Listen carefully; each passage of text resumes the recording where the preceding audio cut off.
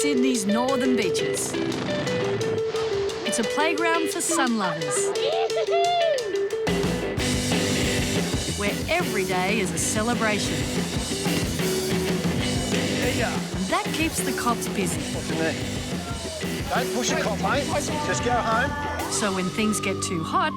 OK, listen, it's a licensed premises. You need to leave. We're heading code red to Narrabeen as well. We'll be 5. Can you get me your ID, please? Not good. These cops keep it cool. Pretty crazy. Reports are he's on ice. We also get an ambulance here. I'm just going to go check on him and I'll update you. Please, all I'm asking you to do is go home. If you behave like that again, then you will receive a fine, okay? Welcome to their world. Tonight, About 10 minutes ago, I heard some glass crack and crumble. this house is seconds away from collapsing. But you got to get out of your house. That house across the road is going to go any second now. We've now got to go tell the family that one of their relatives has passed away. Nicole and Brendan face their toughest day. I really feel for his kids and, yeah, I was quite upset, yeah. And Natalie isn't buying this guy's story. Hot day. Sometimes I'm scratching and, I'm holding like this. It doesn't look like I'm holding a phone. I don't know if you're lying to us, but you were definitely talking to someone on a phone. That's tonight on Beach Cops.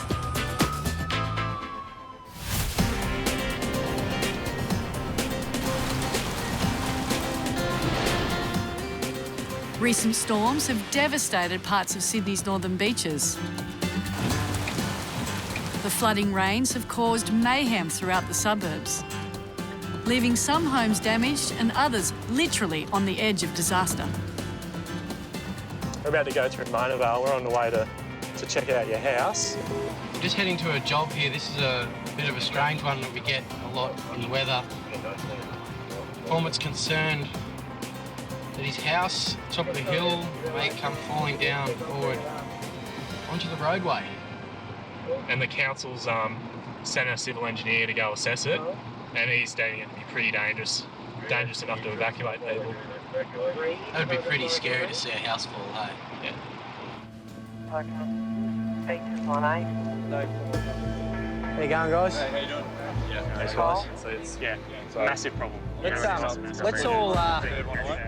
Gibbo and Bryce consult with the council engineers to get the lay of the land.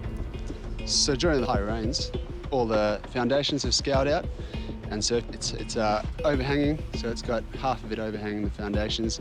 Some of the foundations have actually collapsed themselves, so it's looking like it could be a landslide. That house doesn't look good at all. We're going to start door knocking as a matter of urgency. This is the worst one I've seen. I would say this is pretty dangerous, way up the top there. Imminent. I'm going to probably put my money on to say this might fall. It's a pretty old house, so what we'll do is clear everyone. Hopefully we can get them out before a house falls. They're already out. I've spoken to all these 3 houses. They're all grubbing stuff and on their way out. We've got cops in there at the moment to assess that the house is empty, because we don't worry about the house, we worry about human life. So we can fix things, but we can't fix people. But you got to get out of your house. That house across the road is going to go any second now. Guys, I might just get all of us, everyone, just away, because I don't think we're going to be able to run as fast as the house can move. An old couple in here just grabbing their shoes and their mobile. At the moment, we clear all the houses, record everyone's details. They're asked not to return to their houses. Basically, they can't until further notice, and we just make sure everyone's safe. Guys, yeah, we're going to have to get you to move right now. The big boss is here and he wants you to go. So the deal is you go in there, you've got a spotter from Fires. I do know when I looked at it a short time ago, I could actually see rocks falling off the foundation, and there are a couple of strange noises coming. And I've made the call that no one is to go into that area. It's just too dangerous. I'm not going to let anyone through. Doesn't matter who they are. Now that our commander's here, he's taking control of the whole site. He's in control of everyone. He's directed both myself and Bryce not to let anyone in. Pretty high-ranking fire inspector tried walking through and I had to stop him. A little bit awkward, but got my job to do. Just going to go away. Yeah. So I just overlapped it. About 10 minutes ago, I heard some glass crack and crumble, so it sounded like something was going. With the situation becoming more and more unpredictable by the second, engineers have decided to do an uncontrolled demolition. Overall, everyone knows the story. It's a timber house. It's extraordinarily unstable. In some ways, we're surprised it hasn't already spontaneously fallen.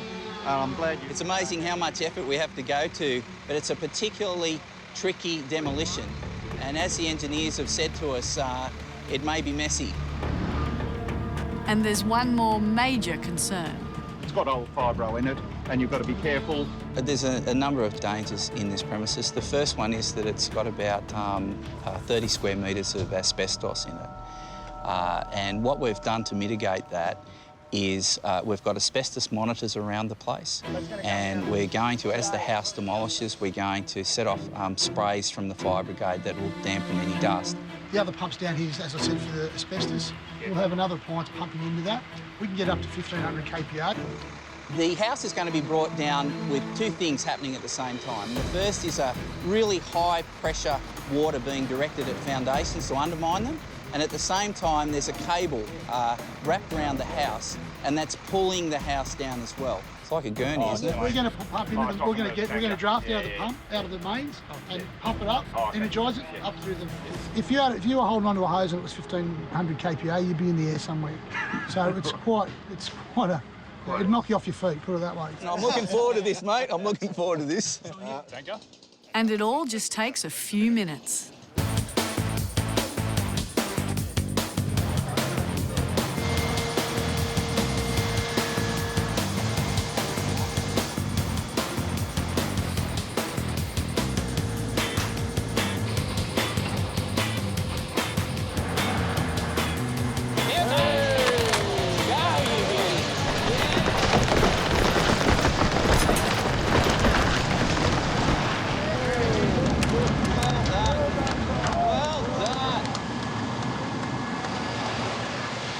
Well, finally, this house came down. We were so worried that it was going to stay up. Unbelievable. I'm so relieved it's over. The fire brigade have done a brilliant job. I'm surprised at the integrity of it, though. I didn't expect... I actually thought it would... engineers, Martin picked it spot on. He absolutely knew exactly to the letter where it was going to land, and he did it to the millimetre. I'm slightly relieved. I tell you what, it didn't look like it was going to go for a while, so, no, I'm over the moon. Yeah, you'll notice we just sprayed and soaked it. That's to prevent any dust from asbestos, but we know we've got monitors here. We've done that well. No one injured, got it down.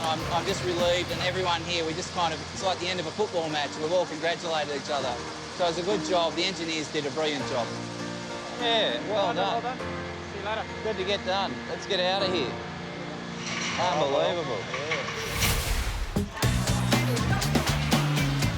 Boys. How old are you? 21. Act 21 then, mate. If she doesn't move out of the area, she's getting a ticket. 10. Kurt, is this your address? Okay, mate, so tell me what's happening in the Stone Hotel tonight. Playing the pokies and after a We got approached by security staff from the Stone Hotel, and they've just informed us that one of their patrons was playing a poker machine, decided he didn't like what happened and threw a glass at it, breaking the screen. Just told you I was playing the pokies, I threw a glass. Obviously it's past the machine, I didn't mean to do. That's my story. Okay, so we need to record all that in the note there. The only reason I think he's done it, he's told me he spent $400 gambling. So gamblers don't like to lose. Young kids don't like to lose $400. Bit of a temper. Where'd you throw the glass? At the wall, hit the side of the pokies machine.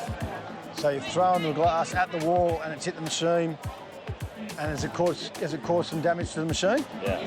He's claiming he didn't throw it at the machine, but looking at the machine, it's a pretty direct hit. If it's proven that you are the offender and this is what's happened, if these guys want to go the route that you can pay for the damage without being charged, we may be able to go down that way. Otherwise, I'll just be charging you. Unfortunately, malicious damage to property is not uncommon when people lose their cool. Oh, yeah, we get mal damage quite a bit, whether it be poker machine damage, front door damage to a place where someone's just been refused entry. I'm also giving you an official move-on direction from the Manly CBD. It's just one of those things, unfortunately, and this is a good one because we've actually got a bloke who's done it. We've got a face to the crime, so we get a result, hopefully.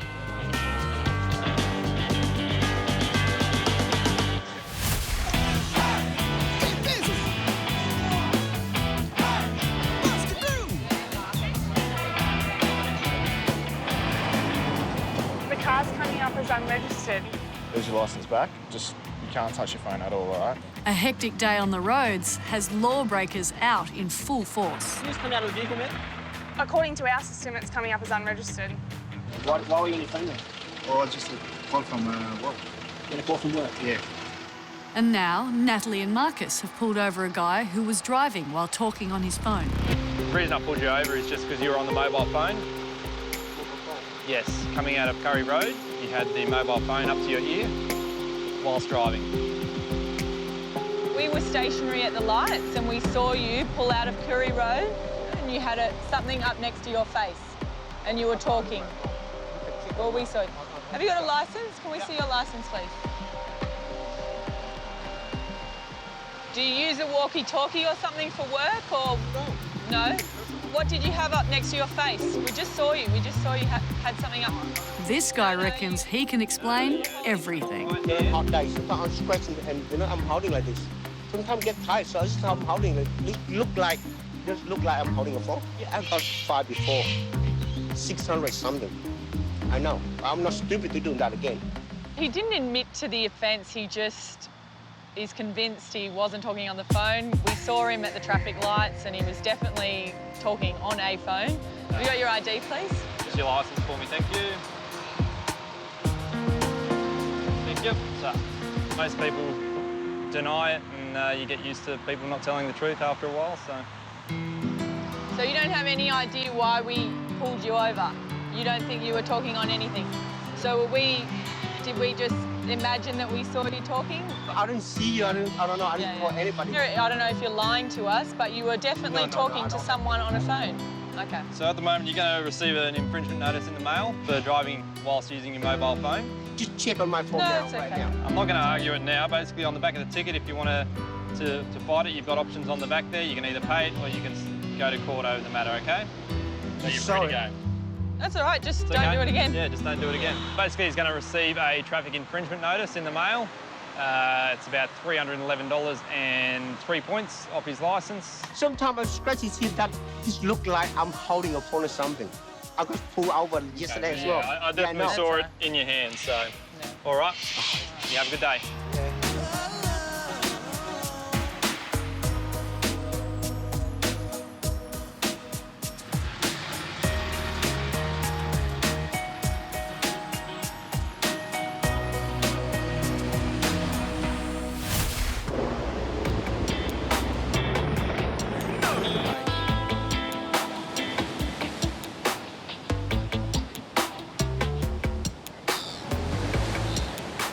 I've been living in the Northern Beaches 22 years. It's my childhood home and just growing up here is amazing. So I've been on the job for 3 months as a probationary officer. I love going to work just because it's always different. The people I work with are also just amazing people. That guy just winked at me. Give him a kiss. But Brendan is about to learn how a day on the job can change in a heartbeat. You know, I had a feeling when I came to work today that we were going to do a deceased. So, confirmed deceased. It's a job that's come through from the AMBOs. 47-year-old male, unconscious and not breathing, but it's since come through that he's deceased. And that's really all the information we have, so we won't know until we get there what the circumstances are. Every police officer will go to a deceased at some stage, and it does get difficult because, you know, you're brought into people's lives for unexpected reason or a sudden reason, and it's hard not to get upset.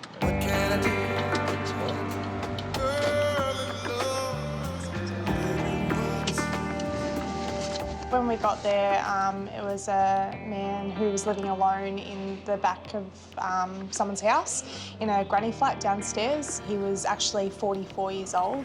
He was a father of 2 young kids. It was quite sad. People could brief you on, like, obviously the job and what you have to do, but no one can teach you how to deal with that emotionally. Personally, it resonates with me. My mum passed away when I was 12, so I really feel for his kids, and yeah, I was quite upset, yeah. Brendan was really good there. He did a lot of the hands-on type of work. I was busy dealing with the people that were there that were quite upset and were grieving, trying to get information off them. We've now got to go tell the family, which is obviously quite hard, telling a family member that one of their relatives has passed away. We've never done it before. It's going to be really hard to tell them. Yeah, to be honest, I don't think that people do understand how confronting it is being a police officer and what we have to go through. You always remember the first, I think, and you always remember your senses, what you've seen, what you felt, what you smelt, all those types of things. How are you feeling? Yeah, I'm all right. Yeah? Fine. Yeah. Getting through it. It's something you just have to deal with as a job. It's emotional and... A bit confronting at first, but yeah. When I got home later on, I spoke to my parents about it, the closest people to me. Yeah, obviously I was shocked, and you can't prepare yourself for that. We're human at the end of the day. We're not robots. We do have emotions. We do get affected by things. They still can't fully teach you the whole aspects of the job, because every different incident is a whole new experience.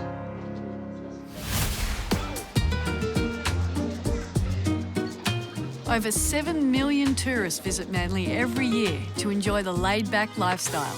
But some of them take it a little too far. A lot of the backpackers come over here, and yes, they are on holidays, but they don't really seem to respect a lot of the nearby residents. You know, Manly's a beautiful place to live in, and they kind of take advantage of that. And Robbo and Jared have just had a call out about a backpackers party.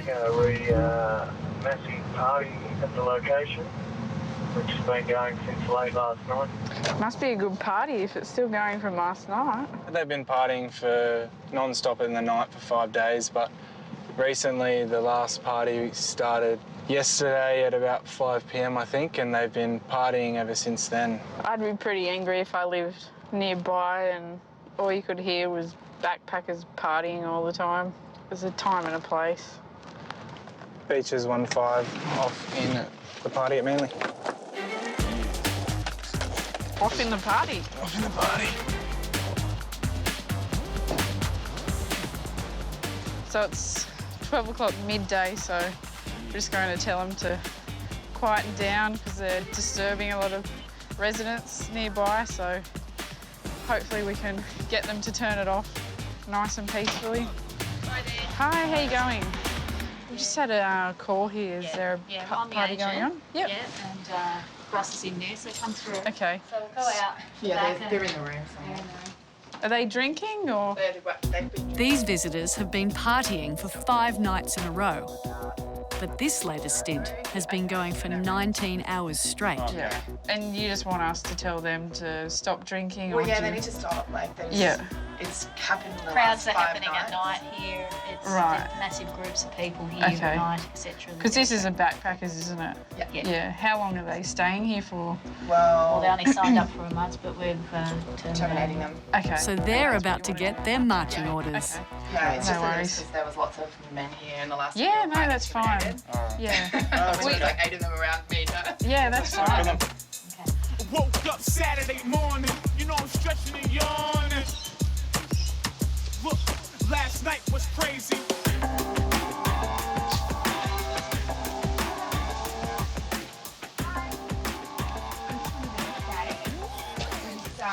Here to give you guys notice. You guys have been partying all night and this morning. No, Well- like we did make noise last night. Like I'm not. There's various complaints tonight from neighbours. It's not from someone here. It's actually from next door and from the back here. They've been complaining you've been partying for the last 5 days, till all hours of the morning. So unfortunately, we can't have it. It's not a party house.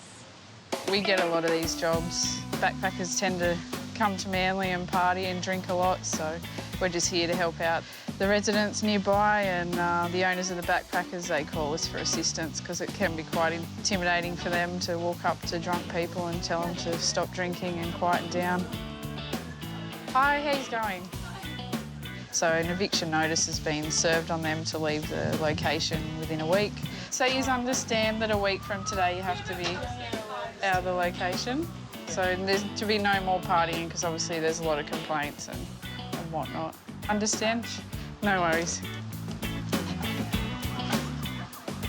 They were a little bit surprised by the news, but then again, it's probably not the first time they'll get kicked out of the backpackers and probably won't be the last, so.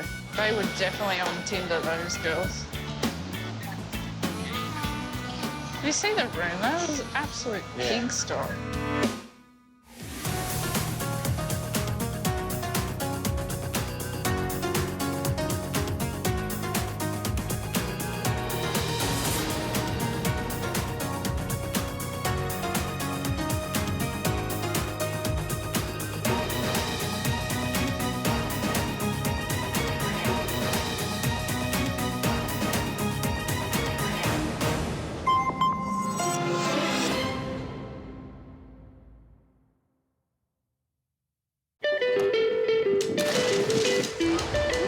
Sydney's northern beaches. It's a playground for sun lovers, where every day is a celebration. And that keeps the cops busy. What's in there? Don't push a cop, mate. Just go home. So when things get too hot... OK, listen, it's a licensed premises. You need to leave. We're heading code red to Narrabeen as well. We'll be 5. Can you get me your ID, please? Not good. These cops keep it cool. Pretty crazy. Reports are he's on ice. We also get an ambulance here. I'm just going to go check on him and I'll update you. Police, all I'm asking you to do is go home. If you behave like that again, then you will receive a fine, OK? Okay. Welcome to their world.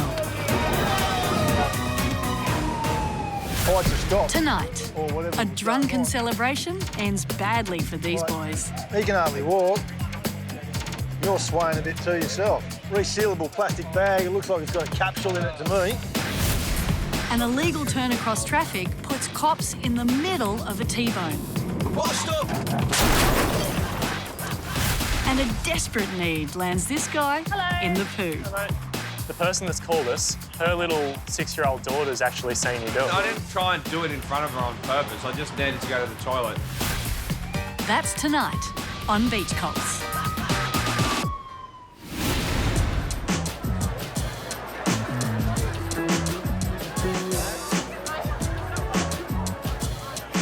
There's a surf carnival down in Manly. Big concert that's been going on since about 5:30. A lot of people around here obviously observing the surfing and here for the music, so big crowds.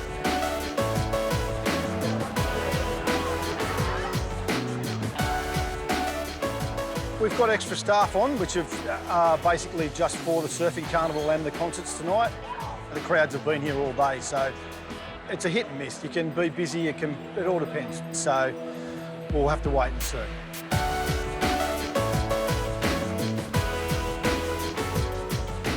The Australian Open of Surfing attracts huge crowds and a wide mix of age groups.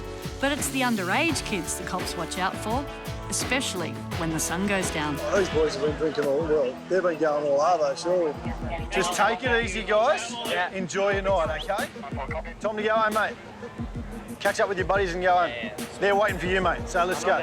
We're just trying to take a young juvenile kid home, 13-year-old bloke that shouldn't be out here near midnight. Where's Mum? And she thinks you're where? Yeah. We've just come across a 13-year-old male that is well known to police. 13 years of age, shouldn't be on the Corso at midnight. You're getting driven home, mate. You're getting... Pardon? What about a 20-year-old? No, mate. You're getting driven home to your home address. Anything could happen. Anything in the world could happen to that kid. He was actually with drunk teenagers, 18-year-old kids. You know, it's just not on. And it's going to keep happening. Every time I see you out on the street, you're 13 years of age, mate, you're not supposed to be out here. The kid that doesn't know anything how the world works, you know, vulnerable, totally vulnerable.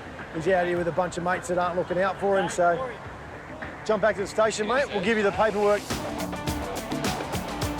So I've just had police escort him home. Hopefully he learns his lesson and stays home. No one's looking out for that kid, so we have to see if we can hopefully change his behaviour so he can become a decent citizen.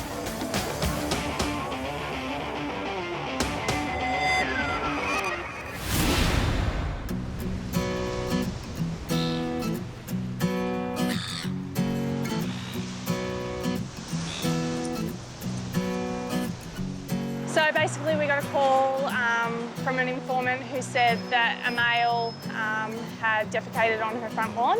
Defecated as in shat? Yep. Food. Let's do it. I can't say it's a shit job, can I?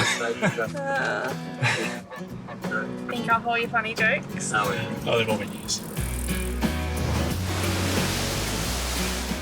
Informant states a Caucasian male, 5'11", wearing an aqua shirt and shorts, just defecated on her lawn and walked off. I don't know if you had toilet paper.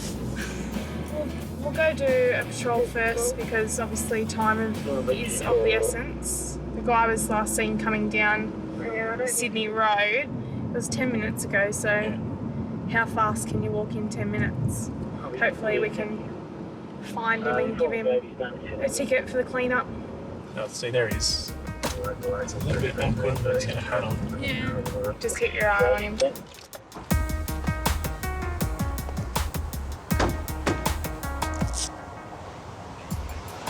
Hello. Hello, mate.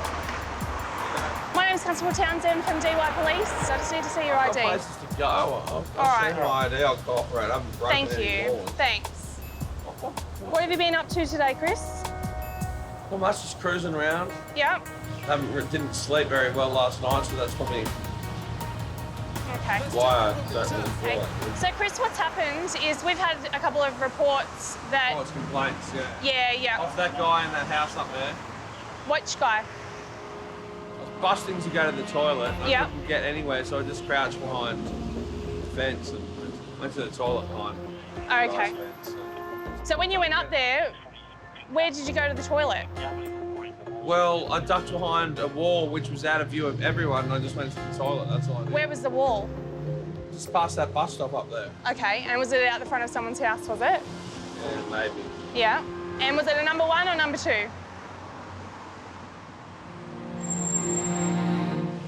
Bit of both. Bit of both. Okay. Busting to go to the toilet, and I was busting to go. Yeah. Would have been quite happily to go to the public toilet at Stocklands, but I wouldn't have made it there, you know.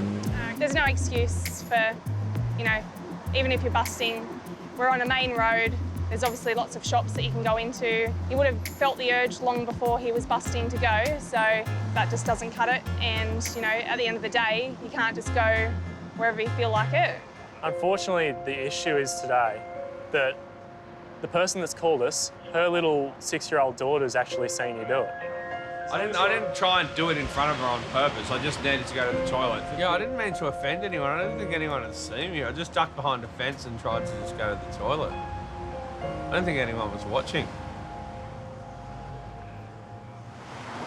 Oh, last night. Spaghetti bolognese. Did you cook it yourself? I did, yeah. It's a bit of a recipe for disaster if it's doing that to you the next day. Beef, onion, dolmios. It did taste good. Just didn't repeat on you well. Yeah, no, that's true. Well, what's going to happen today is you're going to get a ticket for offensive behaviour, all right? Yeah. Okay? I'll leave it to it. Have a good day, guys. See ya. $500 fine for urinating in a public place. Yeah, I think it's a bit steep, but I mean, $500 just for urinating, but can't go against the law. Cops always win in the end. Have fun cleaning that up. I was hungry before I came in. Might be famous for all the wrong reasons. I know, I'm pretty spent. I don't think I've got much left in me. Just like him.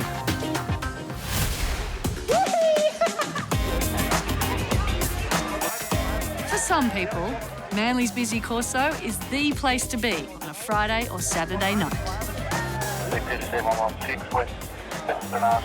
But every now and then, it can get a little messy. I've asked you to go home.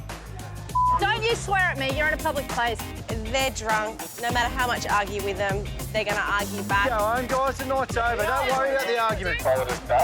Just take it easy, guys. Yeah. It's not worth getting yourself upset about. It's just the job and you just move on. You guys aren't going to punch one anymore, are you? 90% of our work, day, night, booze has been a factor. Yeah, I know.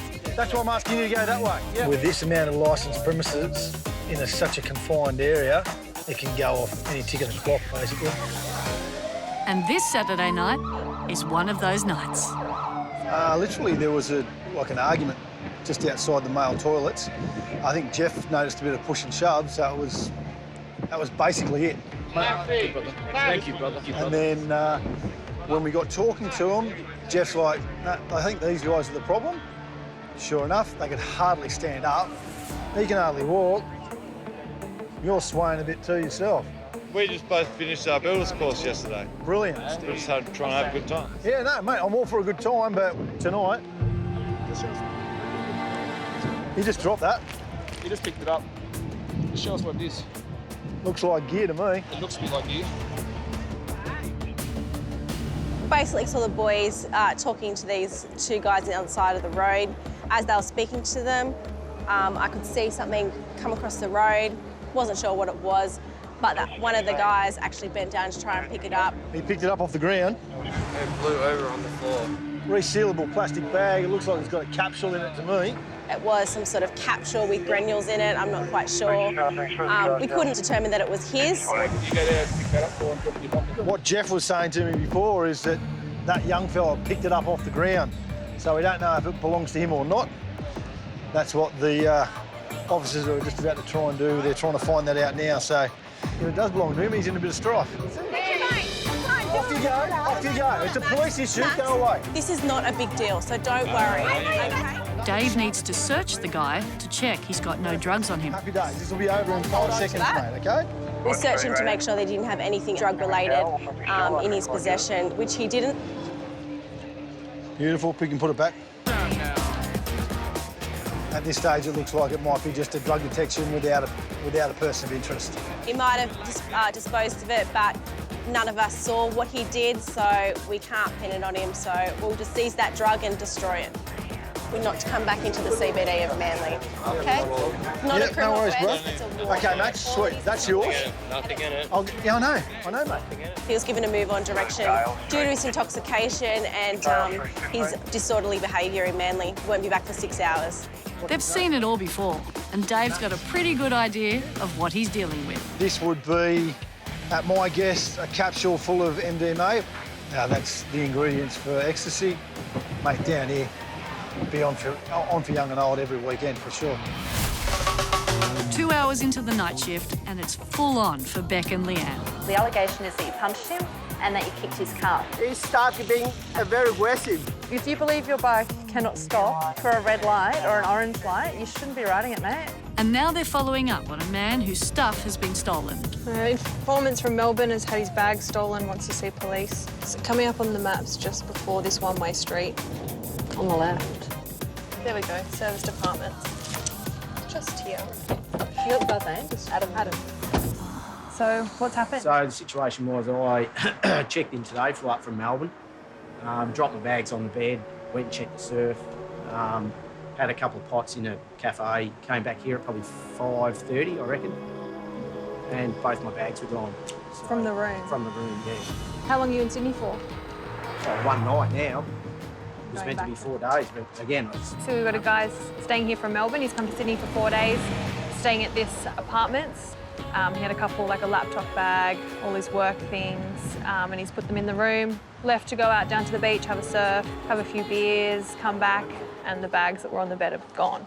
I've lost work, I've lost laptops, diaries, invoice books, Apple MacBook, iPhone 5S, and he's not happy. He has to go back to Melbourne without any of his stuff. He's at a loss of about $5,000, he said. Again, it's not the dollar value, it's more the personal stuff. It is, it's a ledger, there's a ledger book in there for work it's invaluable. Like, I'm screwed without that diary and ledger book, so. But anyway. Sorry. I'll just get your mobile phone number. Which is nearly dead and I can't charge it, so. Right. We'll have a quick chat to the manager though, just to make sure. The manager said, actually, weirdly, that the same thing happened last week. In that same room, the person staying there had their things stolen, so they actually only got the locks changed on Sunday. She's saying none of the other residents have seen anything. She's spoken to the other guests and they haven't seen anything. They don't have CCTV footage, they don't have cameras, so they're at a loss as well. Maybe check the bins around here. I have. I checked the dryer and washing machine up there. Well, I don't know what else we can do, but we'll have a look tomorrow, okay? I'll call up the insurance broker and see what he says. So we've seen that there's CCTV surveillance in the gym next door and it looks like the camera's pointing outwards. It might be in the frame of the exit doors for the apartments. So we'll watch the footage and if anyone's seen coming out with that property, then we'll have to start trying to identify them and see if there's anything more we can do to help him. Poor guy. Yeah. Poor Adam. Yeah, it's not right. Come to Manly and get ripped off. That's so bad.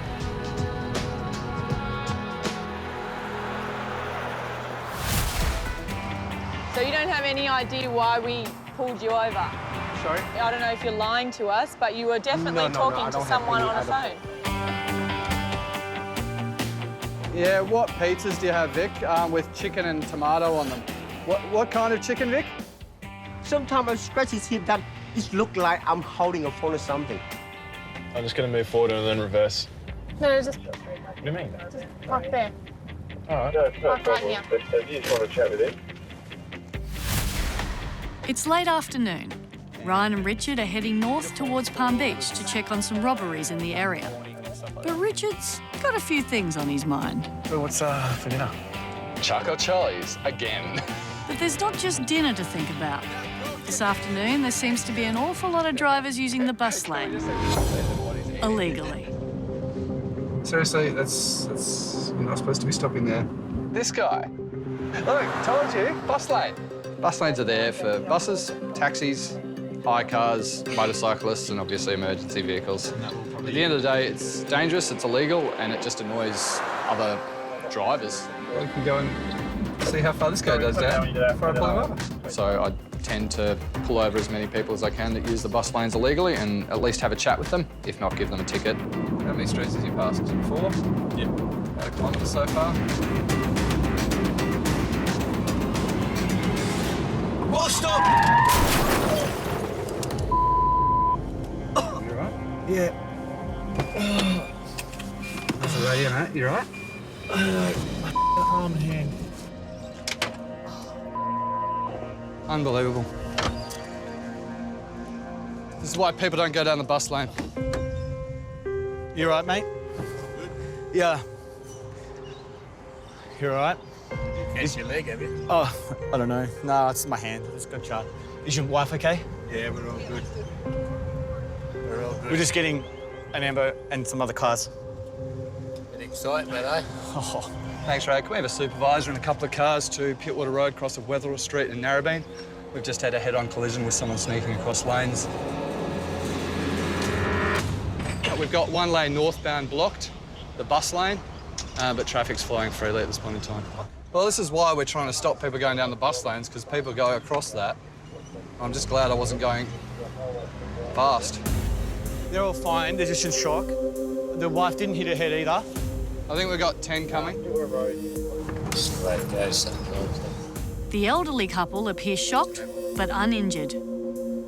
Richard, on the other hand, is a little worse for wear. Is it so? Can you bend? Like, no, oh, mate, it's broken, mate.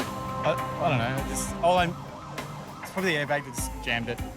Have you checked on the other two guys? Yeah. The Ambos have arrived on the scene and everyone's given the all clear, except for Richard. See you guys. I told you to be interesting. So Richard's been taken to Manly Hospital just for precautionary x-rays at this point in time. Hopefully it'll come back as just a sprain with a bit of time to heal. I spoke to the other driver and they actually said that they'd been indicated by someone coming the other way that it was safe to go, and they just took that on face value without being able to see any cars. They just shot across. Unfortunately, in bus lanes, you've got taxis that are allowed to travel, police cars, motorcycles. If we were a motorcyclist, the outcome could have been very different. Yeah, imagine the shit I'll be copping. I know. A couple of weeks later, Ryan and Richard are still recovering. So at the end of the day, Richard had a fractured thumb and I have a quite savage whiplash. The other driver received a ticket for not give way to oncoming vehicle with a right-hand turn, which comes with a $310 fine and a few points off his licence. People need to stop and think. You need to be able to see all 3 lanes. What? Stop! If you can't see what's coming, don't turn. It's not worth the risk. You all right? Yeah. I'm gonna go at 60. Welcome to the jungle! I'm on fire!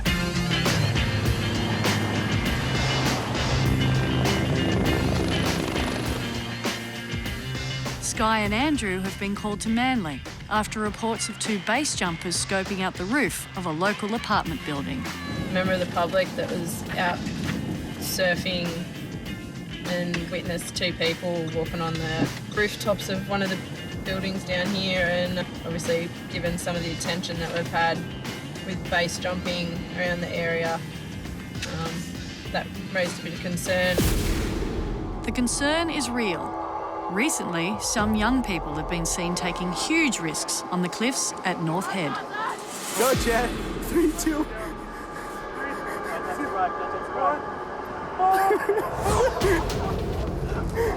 few weeks back out at North Head, people down there have been using the platforms as kind of like setting up a rope swing. The base jumper there, he accidentally slipped and passed away. He was having a look. And now it seems people may have been base jumping from this building here, which is pretty crazy and dangerous, really, so we're going to go and check it out. Maureen? Yeah. Someone was out surfing off the point and they saw 2 people on the rooftop. The information was that they had backpacks on, said quite larger than just normal regular backpacks. She was concerned that they were actually going to base jump or scoping the area out for such things. And one of the residents saw them. So how many were there? I only saw 1 jump. You know, it was just so quick. Yeah. The info he's given us was he was sitting in his lounge room and he actually saw someone go past his lounge room window. They jumped there and I tell you what, they didn't get much lift until quite late. It was quite close to our window by the time I saw it. We're on the 2nd floor. So. Yeah. So yeah, it looks like they've definitely jumped from here. So we'll file a report and continue some follow-up investigations from here. I'm going to go say hello. Sorry. Personal thing. Oh. And Sky's got one more thing to do. She actually has a very personal connection to this building that dates back to her childhood. Yeah, so a bit of a family reunion. Yes. This is my TV crew today. And that's actually my great-grandmother through marriage. So, yeah. Yeah, I work at Manly Station. So I'm always... Whenever you feel like I will. My grandfather and great-grandfather actually built this unit block. Last time I would have been here, probably about 10, 11 years old, so a while ago. No, I just thought I'd pop in and say hi. It's been a while since I've been back here, but yeah, it was nice to catch up with a very old Rello. All righty. No worries. Take it easy. Bye.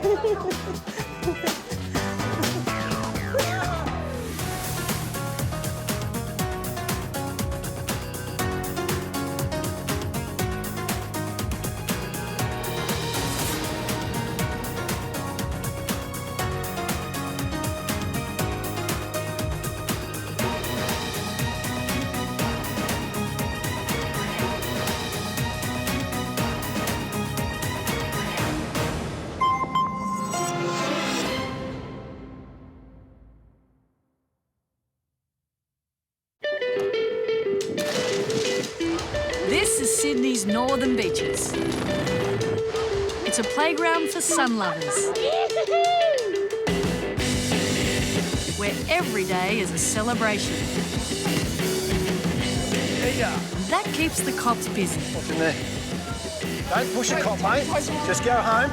So when things get too hot, Okay, listen, it's a licensed premises. You need to leave. We're heading code red to Narrabeen as well. We'll be 5. Can you get me your ID, please? Not good. these cops keep it cool. Pretty crazy. Reports are he's on ice. We also get an ambulance here. I'm just going to go check on him and I'll update you. Please, all I'm asking you to do is go home. If you behave like that again, then you will receive a fine, okay? Welcome to their world. Tonight, Where are you? I need to speak to you. Dave's search for a missing girl has a disturbing twist. Constable Gilligan from Manly Police, where are you? Just hung the phone up on me. Stop. A driver's hasty retreat signals big trouble. He's turned off up a side street to try and avoid us. Have you been drinking tonight? And when the whole family arrives home in a cop car, there's some explaining to do. That's tonight on Beach Cops.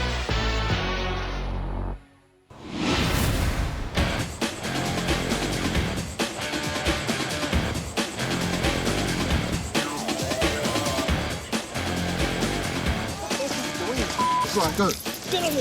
Whenever there's people, there's issues. It'll be interesting. You're in your undies. But if I was the middle of the day, it wouldn't make a difference. It would, because you're in your underwear. I've done it in the middle of the day and no one gives a shit. Well, we're giving a shit now. No way. Okay? Dave and Jacko are working just up from the beach at Manly, and they're speaking to 2 young women who are concerned about a worrying text from their friend. All right, we'll find her up here. She's pondering on life. At Belgrave Street, Taxi rank up here. Where is she? a friend is down here. He's quite upset. Very intoxicated. May have suicidal thoughts. We're not sure yet. Getting to the bottom of that. The friends have given Dave a name and a description of the missing woman. Your name's not Simone, by any chance? Lovely.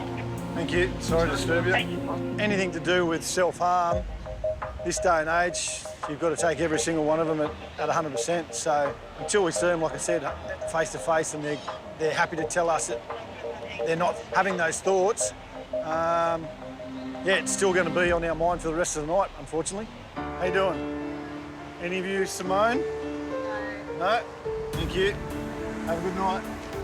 The 2 young women have just made phone contact with their friend. Where's Simone? At the taxi rank. Let's go down there. There's one down here. What's your friend's number? What's your friend's name? I called her. She said she's fine, but she's wondering why. Yep, Simone. Constable Gilligan from Manly Police, where are you? No, it's not bullshit. I need to know where you are. Your friends are quite worried about you. Where are you? Here, do you want to speak to one of your friends? Here, hold on. Simone, just tell them where you are, seriously. Because they want to know where you are. You've got all the police looking for you right now because we were worried about you. Because you were in a bad place when we left you. You walked away. They're looking for you. She hung up the phone. I don't even know. She's at apparently taxi rank at Manly State. I need to know that you're all right. Once I know you're all right. Okay. Just hung the phone up on me. All that her friends are saying is that she's pondering life. That doesn't mean that she's gonna... She said she's fine, doesn't mean she's gonna commit suicide or anything like that. It's just more now the duty of care, we put it all to bed. You know, high levels of intoxication. People starting to get emotional and... Is that her there? Yeah, split. Split dress? Yeah. Excuse me? Sorry? You're not Simone by any chance, are you? No, sweet, thanks. Look for a chick answering a phone, mate. Hello? Simone. It's Constable Gilligan from Manly Police. You know who it is. I want to know where you are because I'm concerned for your welfare after what your friends have just told me. Okay, so just let me talk to you. She's basically saying that she's fine, she's found some friends, and that she was going home. She just kept saying she was fine, you don't need to speak to me, you don't need to speak to me. She didn't understand that We do need to see her face to face to make sure she's 100% right. Half an hour later, Dave found the missing woman. She assured him she was okay and heading home with friends. Pondering life doesn't mean trying to end it. I ponder life too, so anyway, job done, mate.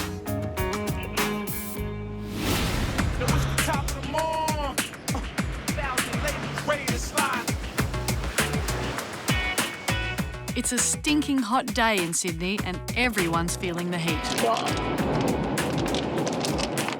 Yeah, 1 or 2. So good. Instantly feel better. I can't stop. Brendan and Nicole are checking out reports of a drunk guy sitting in a park harassing people. A local resident has also made complaints about the man sleeping in his building at night. So he's been in this unit block for a couple of weeks. After I hit this morning. Has it been the same guy constantly, or is it? Yeah, there's a few of them. There's 3 guys. Okay, All right, we'll go have a chat to him. thanks. How you going? My name's Constable Townsend from DY Police and this is Constable Kitchener. What's happening? Having a sleep in the sun?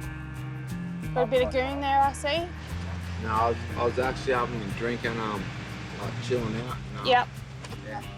I've been called down here because you're annoying some people, all right? I haven't even moved. Cool. I want to see your ID. Can you get me your ID, please? I've just been sitting All right. Hop, get your ID for me. there.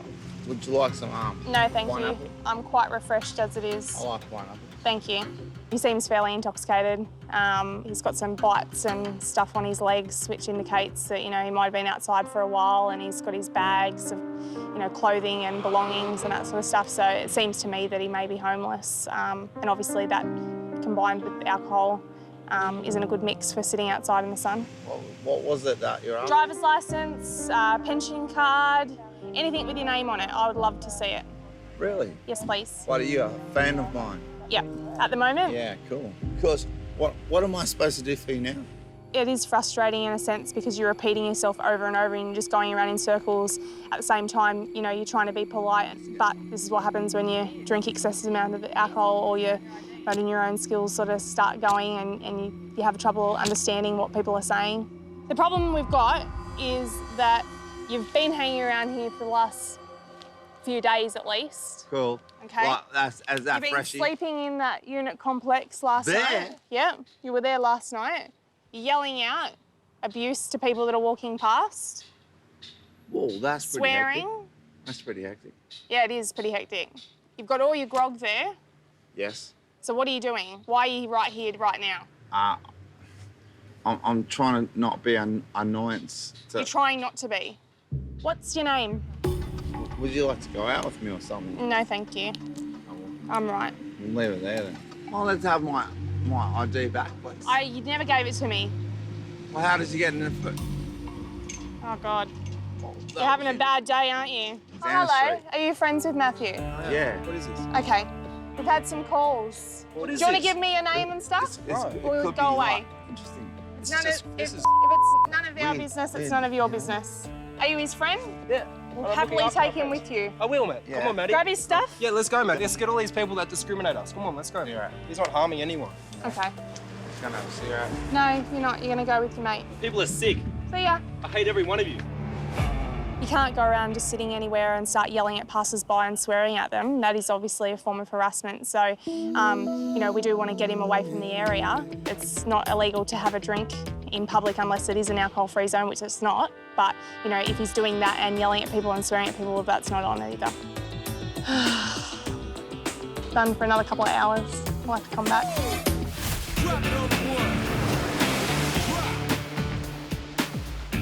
Smelly stuff. We literally have been saying, we've been finishing each other's sentences all day. These guys spend hours every shift driving around, keeping an eye on the roads and an ear on the radio. Oh, shit, we got an echo. But sometimes the job turns up right in front of them. Just come across an accident. Get an ambulance as with well, a mate. motorcycle, and can we also get an ambulance here? I'm just going to go check on him and I'll update you. Shit. We've just come across an accident that's happened on one of the main roads here. We've got a male motorcycle rider who's on the road. We've got fireys on scene already. His bike's pretty smashed up. Don't know how many other cars are involved. There's a lot of people everywhere, so we've got to try and work out what's happened. He came from my left. Yep. And the cars were passing through. I think he tried to push and he tried to cross in front of him, but then the car got him. Arriving at a scene like this, it does, you know, your heart starts racing because you can see someone obviously motionless on the ground. You know, it's quite confronting at first. Immediately, straight away, you're just thinking, what do I have to do? Do you know how to turn his bike off? Not sure, 182. We had a quick chat to the ambos, had reports that he can't feel anything from his shoulders down. So, yeah, it's not looking too good at this stage.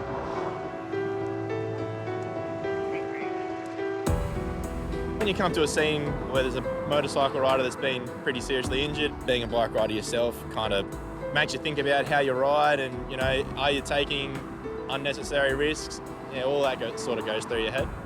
You know, at the end of the day, you just want to make it home and be safe and, yeah, it's just an eye-opener, I guess. Okay, I'll just get you to tell me what happened. I'll write it all down. It's based on what a number of witnesses and the other drivers told us.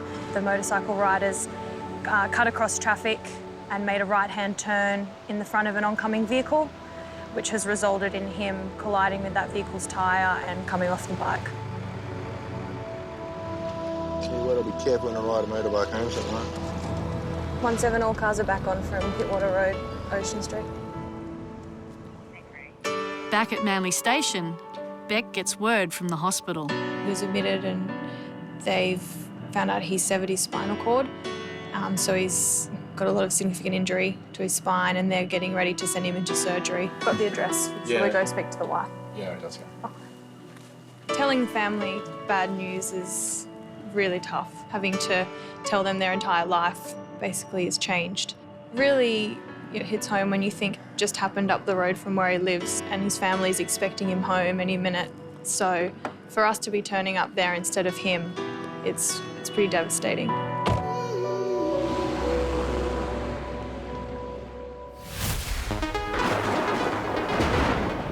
Overnight, a superstorm has blown in off the ocean and it's hit the northern beaches hard.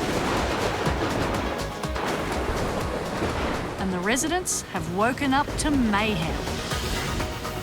It was blowing up to about 45 knots. Pretty much every suburb has trees down in the area.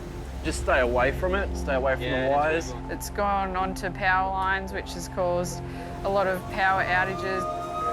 Pretty hectic, really. The wind's done most of the damage. The beach cops have been kept busy with a record number of emergency call-outs. So at the moment, we've got about 160 police jobs. We've only been able to get to about 60 of them at Terry Hills. Terry Hills it is. Every job we're going to, on the way to that job, we're coming across roads that are blocked, so that's then preventing us from getting to the next job. So it's a bit of a snowball effect today. And it's not long before they're stopped in their tracks again. Oh, dear God. Oh, wow. Thanks, Radio. We've just had a really big tree come down Warringah Road, blocking all 3 lanes westbound. Traffic is going to have to be diverted. We were just on our way to another job where a tree was blocking 3 lanes up at Terry Hills, but we stumbled across this little beauty up here at French's Forest. This is a main road and it's going to cause a lot of traffic grief, so could be here for a while because it is a pretty big tree. And with only one chainsaw between them, Robbo's probably right. Until they catch a lucky break when some locals stop to help. We had a contractor turn up. He had a big chipper, a couple of guys with chainsaws and a tree lopping truck that he could use to pick up the trunk off the road. Got it moving nice and quickly, picking up the bigger logs, moving them out of the way, getting Warringah Road clear as quickly as possible. All things considered, probably got it through in about half an hour when if we'd just been there by ourselves or if rescue had to do it by themselves, probably would have been there for an hour and a half or longer.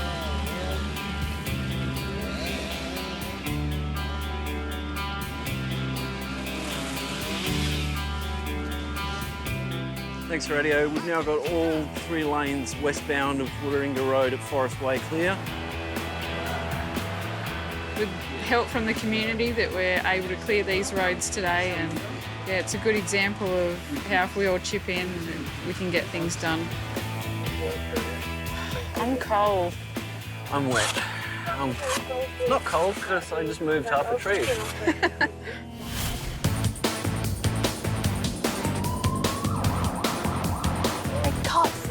Cups.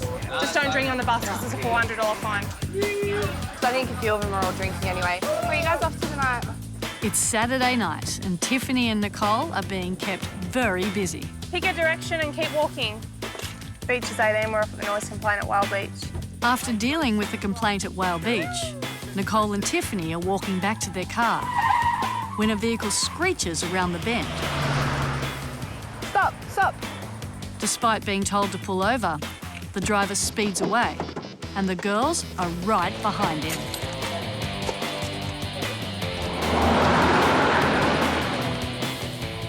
Come on, big rig. You can do it. When we were following him, we were in a 60 zone. I think he was going a lot faster than that. He's still going at a speed.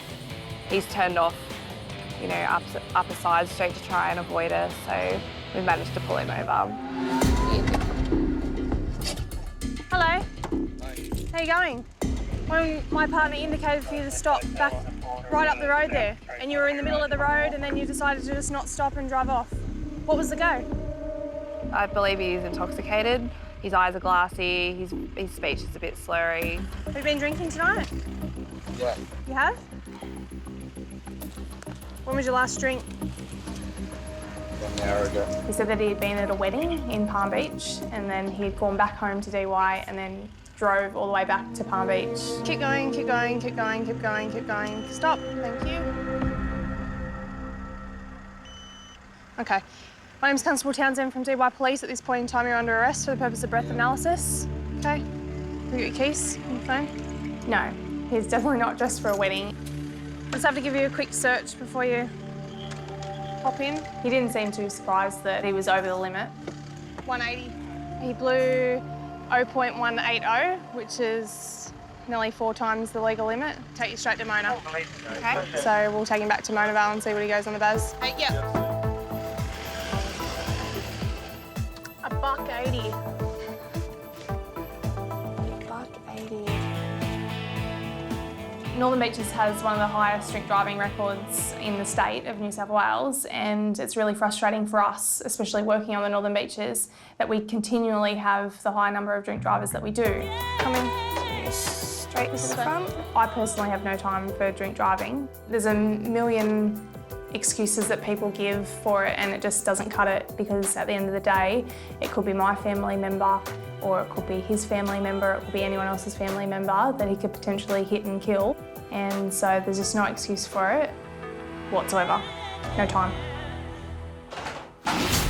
Right.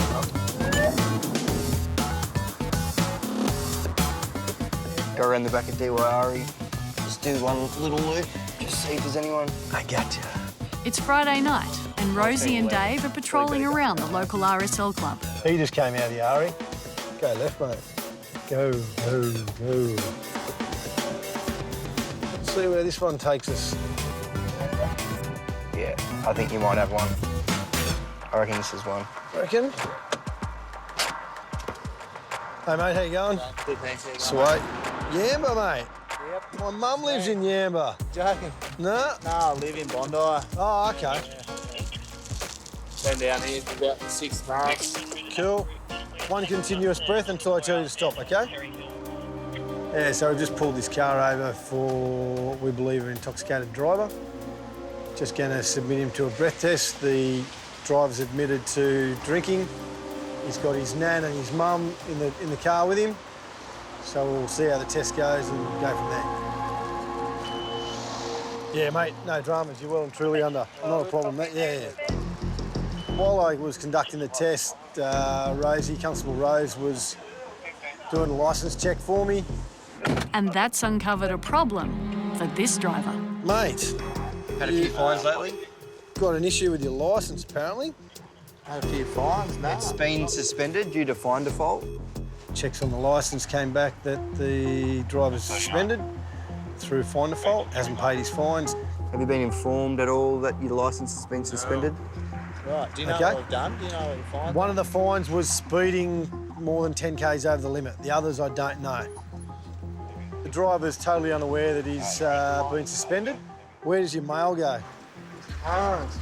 Okay. His licence details, he hasn't updated. The fine's probably gone to Mum, and Mum hasn't opened the letter. So, big possibility that the mail has been sent to his former address and he knows nothing about it. That's why you've got to update this, mate, for that very purpose. So we've got to give him the benefit of the doubt. Now got to issue him a suspended driving notice so he understands that he can't drive. You've been drinking, is that right? I've had a couple of wines. How many's a couple of wines? Like what? I've probably had about 3. There's 3 people on board. One's an elderly female, another one's his mum. Oh, hi. Mum's been drinking, so she can't drive. We've got you, we're not... Yeah, no, we got you. And Nan, 87 years of age, can't see, can't drive anymore. If we can't get him a taxi, we might just give him a ride home, and they're just locals, so... It's a bonus. Police escort home. Right, that's sweet. Jump in. You right? Oh, no, my God. No one's going to believe this. Yeah, so at least you'll be able to pick the car up tomorrow, Mum. Yeah. You can drive it. Like I said, the driver was totally unaware. He had I think there was a camera detection back in October. Good luck, buddy. Take it easy. No worries. See you, mate. You know, benefit of the doubt, issue him the suspension notice. He clears up his fines, that suspension gets lifted and he goes about his merry way. Thanks for everything. No worries.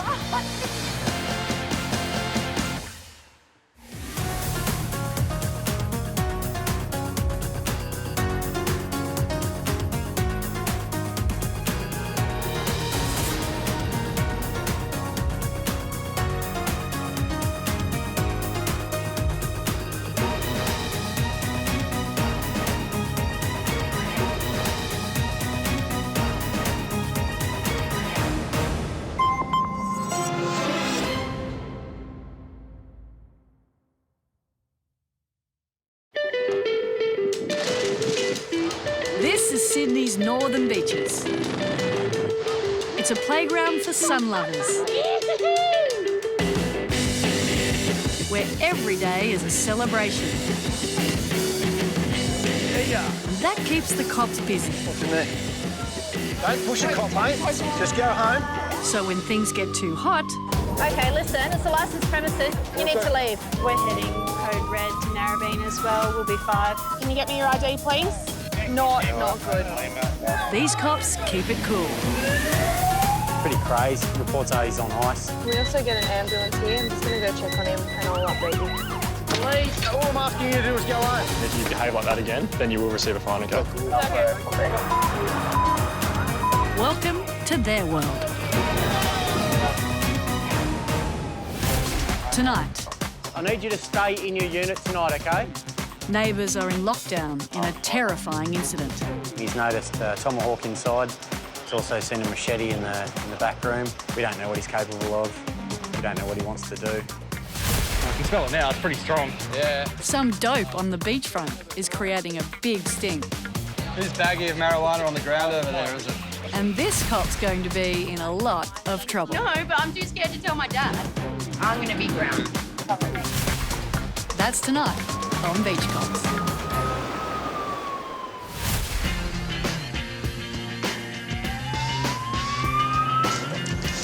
Did Ken have a couple of people there involved in this brawl? I'm a karate expert. I just play black belt. Security guards have now approached us and told us you've assaulted them. So you've been gardening tonight? In your undies. It's been a standard Wednesday night on the job until Gibbo and Terry get an urgent call out to a man threatening to cause harm. This guy's got a baseball bat and he's going off his tree, so we'll get there quick.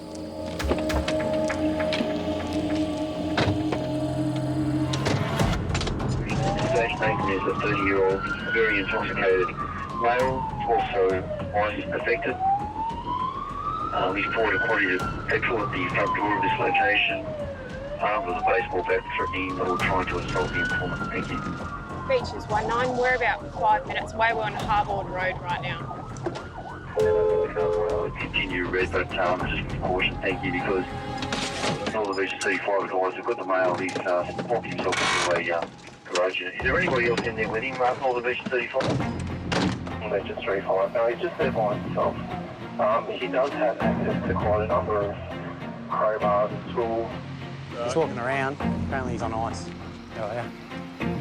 There's about 4 unit blocks. Goes right to the back. They're sort of industrial buildings. As the guys get closer to the building, they can see and hear the man as he rages inside.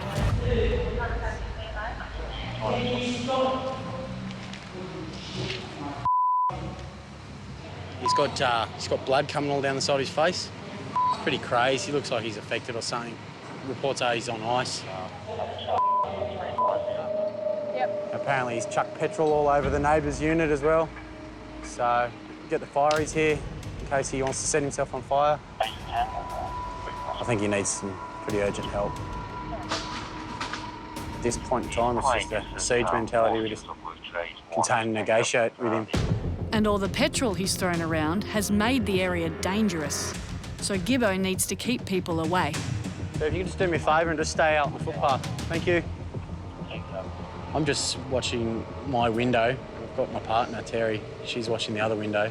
Looks like it's like the back office of the warehouse. So we're just going to make sure he doesn't jump out the window. Hear him? Yep. So he's just come out there and walked. There's a room here. Is he still bleeding? Yeah, he still looks like he's bleeding. Just talked to one of the neighbours. Both windows are part of his property, so it's an up and downstairs block. And he's seen us standing here and then he's walked back. Short dreadlocks, brown hair. He was pretty furious, actually. Looked real angry, so... I would say the immediate danger is a fire. Smells pretty strongly of petrol in there. Boys, listen up. You're going to smoke. Can you go? Just go. I don't care which way the wind's going. Just go 100, 200 metres away. Gibbo gets everyone out of the way because no one's ever sure how this type of situation will end. I need you to stay in your unit tonight, OK? Okay. All right, so you just... No, we're not going. I'm just doing a barbecue for a friend. No barbecue. I need you to turn all the flames off, please. No smoking. We've got petrol floating around here. We need all flames off, OK? And I need you to stay in your unit. If you need to come out, you talk to me through your window, please. Okay, no problem. Thank you. And if this guy is affected by ice, it just makes a bad situation even more unpredictable.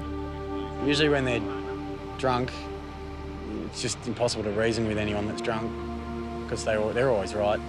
When they're drug affected, the ice is just really hard, really, really hard. Hence why we've got such a response tonight. Everyone's taking it so seriously. Let me go have a look. You right here? Yeah, I'm all good. So I was just speaking to my offsider here. He's noticed a tomahawk inside. He's also seen a machete in the back room. A number of different knives just located all around the room. We don't know what he's capable of.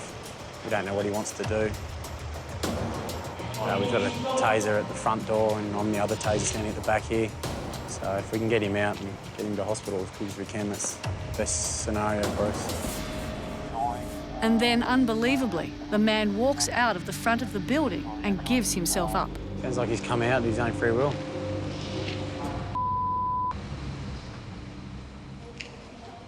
And he's in a real state. He sat down forward on the ground. Paramedics have got straight on top of him. Started washing his head out. He had quite long, messy hair, full of blood. Took a number of cops to hold him still. He wasn't too keen on any of us touching him. He's quite aggressive, swearing and carrying on. For real? Because there was a lot of blood, they've had blood on themselves, so they're just washing down the blood in case he's got unknown diseases, just for their safety. So he's going to look like my Continually swearing, just hates police. It's the nature of the job. No one takes it personally. Just got a best interest in heart, make sure he's okay, get him to hospital as quick as we can. What the are you jacking me up with?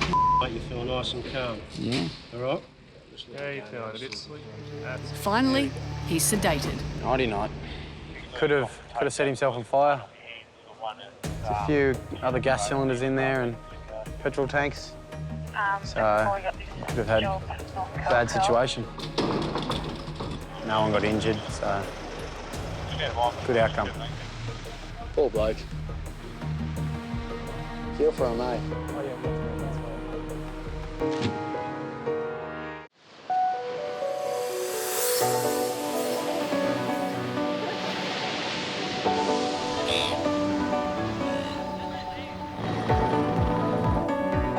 Okay, we've got a job here in DY, guys.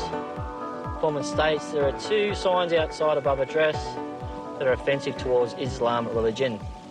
Police to attend and remove the signs. Well, I haven't been to a job like that before, so this is going to be a first for me.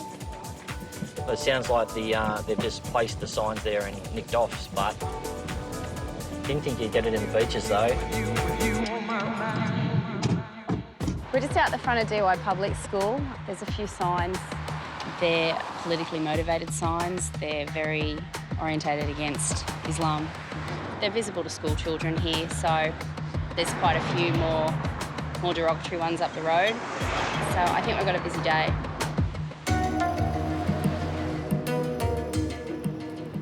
And just up the road, the situation is more serious, as the anti-Muslim signs have been placed right outside a mosque. Noticed that people take the photographs of the power pole? Yep. And they were just standing here taking photographs and then they just disappeared.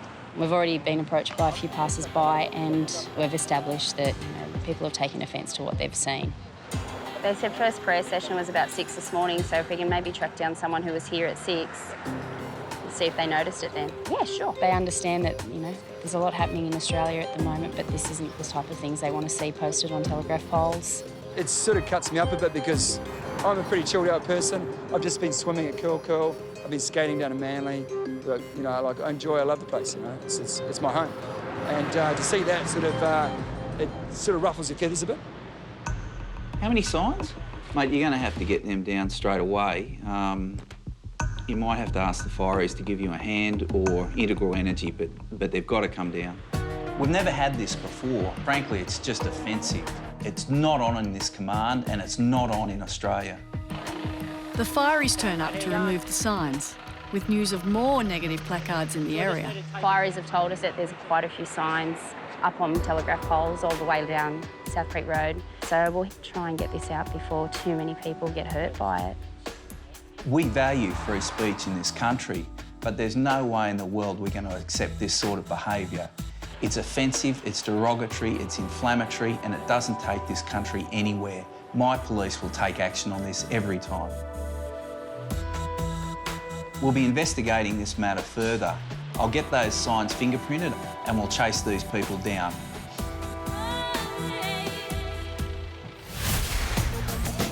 Don't care, go home. Want to make sure that you're okay? And we'll see if we need an ambo for you. The skinny guy punched him on the face. Okay. It's a busy Saturday night, and Ryan and Nathan from the street policing team are halfway through their 12-hour shift walking Manly's beachfront. You can smell it now, it's pretty strong. Yeah. Oh, just got it again. Sweet. And they've just caught a definite whiff of something illegal. It was silly enough to be smoking it's fairly cannabis. Strong. Yeah. These guys all sort of popped up quickly. Oh, you doobie.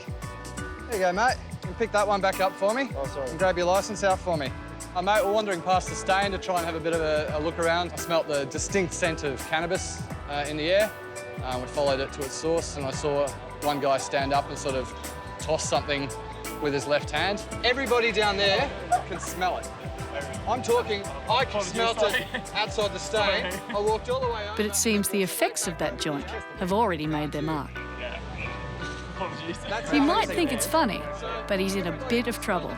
If we don't take action on that and people are just smelling cannabis and watching us walk around, it makes us look a bit foolish. At the end of the day, it's a law of New South Wales.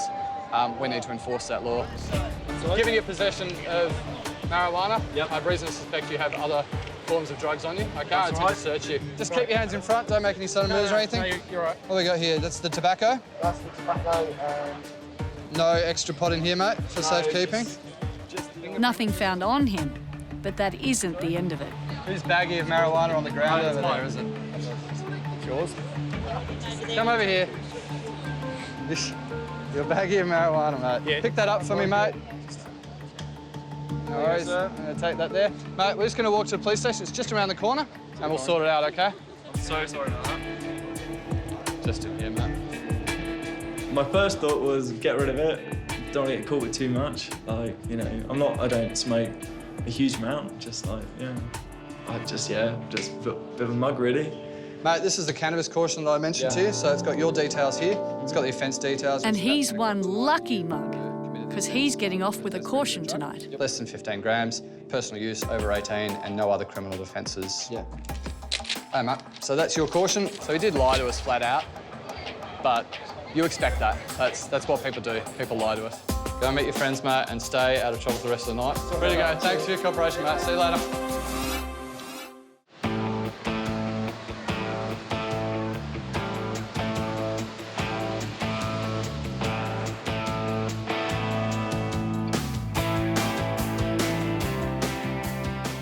So I've just had a female victim come to me who's had some issues with her ex-partner. She's provided me with a statement, and in the statement she said that she's got fears for her safety and she's been intimidated with a firearm. So I've applied for an AVO and we're about to go and serve that on him. We also have information that he has a rifle and possibly a crossbow, so we'll be taking that from him. So it's definitely prohibited. Well, it says on the line it is. So it can be taken. In the Northern Beaches alone, we attend about 200 domestics each month, and 30 of those involve some type of assault. Generally, 80% are female victims. He has a firearm licence and he has one firearm registered to him. The victim also states that she's seen a crossbow in the house as well, but we're not sure where it's kept, so we're just going to have to ask him some few questions when we get there. It can be a little bit daunting when you have to go to a residence when you know that there's firearms and you really don't know the POI. Well, she stated that she's come home one night after an argument and she's found the rifle set up on a tripod facing the hallway where she enters the house. She's fairly fearful and she was quite upset when she reported it. And he said to her that the rifle was at home waiting for her. She's so scared of him. So obviously it's risky when we attend places that have registered firearms. So the plan is to go to his house and serve the AVO on him, explain the situation as best we can, and take those firearms from him. The man is inside with his weapons, waiting for the police. He knew we were coming. He was well aware of what was happening. He had the firearm ready. So this is the firearm. You must not assault, molest, harass, threaten, or otherwise interfere with the protected person. We do have reasonable belief that there is a crossbow here as well. The crossbow in question was in fact a bow and arrow, which doesn't require a licence. So only the rifle was seized. We had a look at it. Yeah. It's a bolt not it, mate. He said he had a hunting trip planned, and when he realised that he wouldn't be getting the firearm back, he was a bit upset about that. Just the one. Yeah, he had them ready for us. That's good. How much is this worth? Say 2.5 for a Tiger. I think it was the best course of action for us to take for the victim. It was quite evident that she was scared of him. Yeah, I think it was the best thing to do.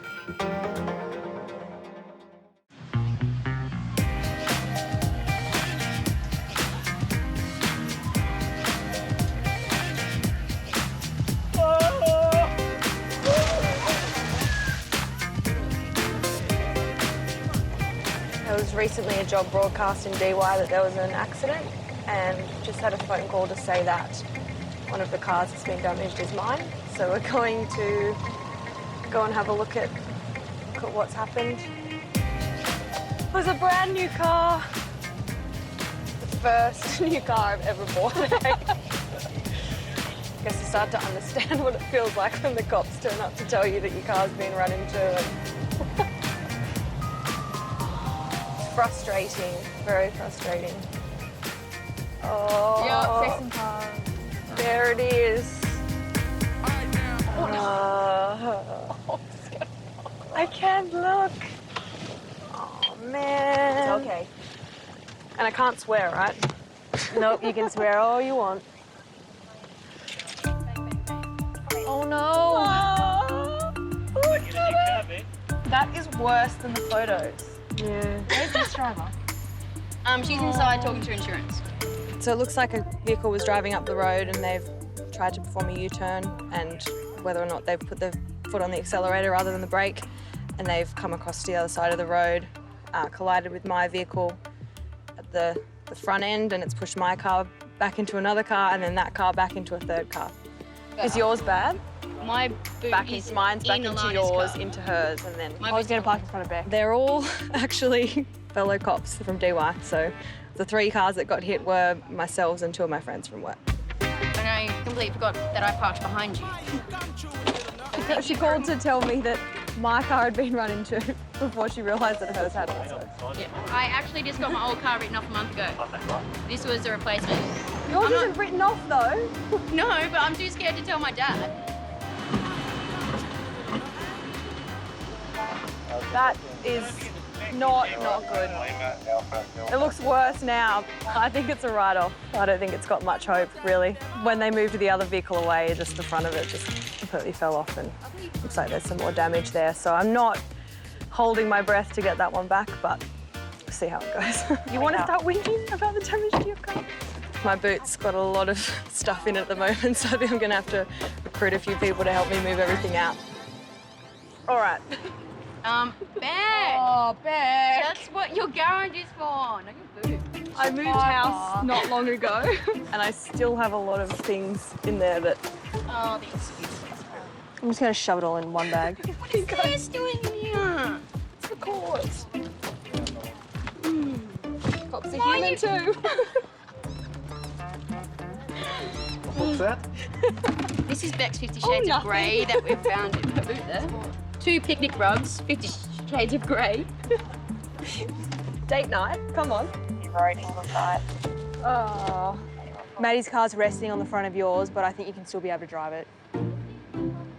That's another officer. She's at another job in Manly at the moment, so just had to give her the bad news.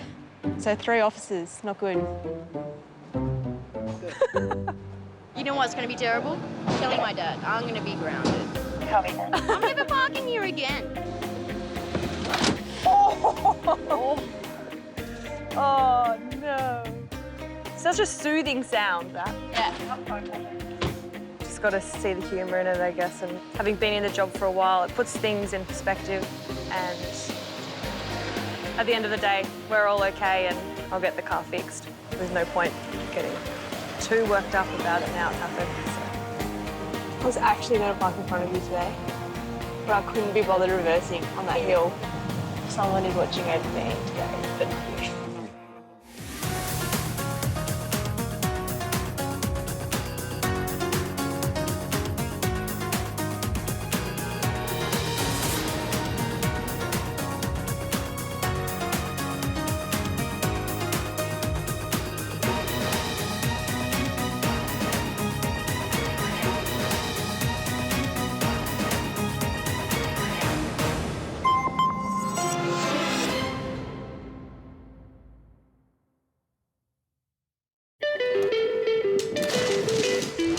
This is Sydney's northern beaches.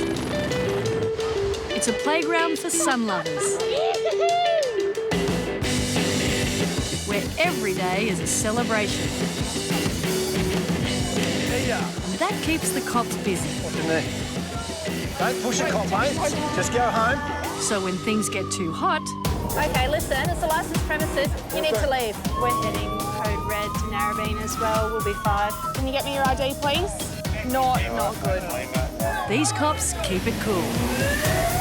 Pretty crazy. Reports are he's on ice. Can we also get an ambulance here? I'm just going to go check on him and I'll update you. Police, all I'm asking you to do is go home. If you behave like that again, then you will receive a fine, okay?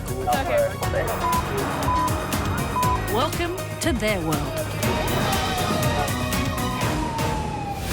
Tonight, Robbo and Tara's shift starts with the song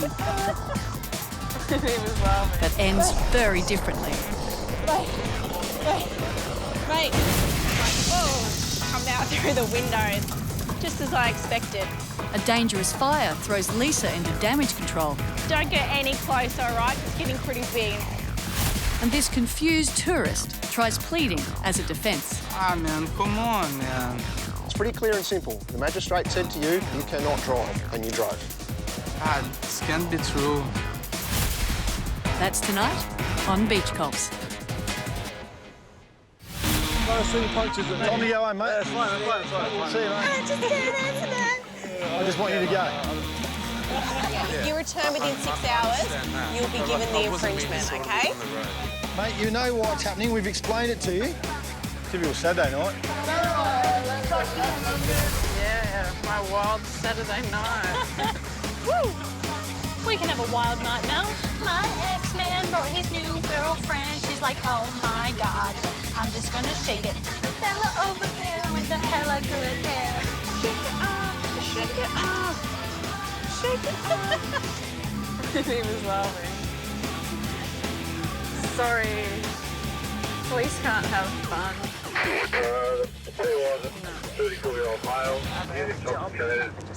Suddenly, their night has taken a sharp turn. Beaches 1-5, we're heading code red to Narrabeen as well, we'll be 5. We've just got a job concern for welfare at North Narrabeen. An intoxicated male has gone for a swim.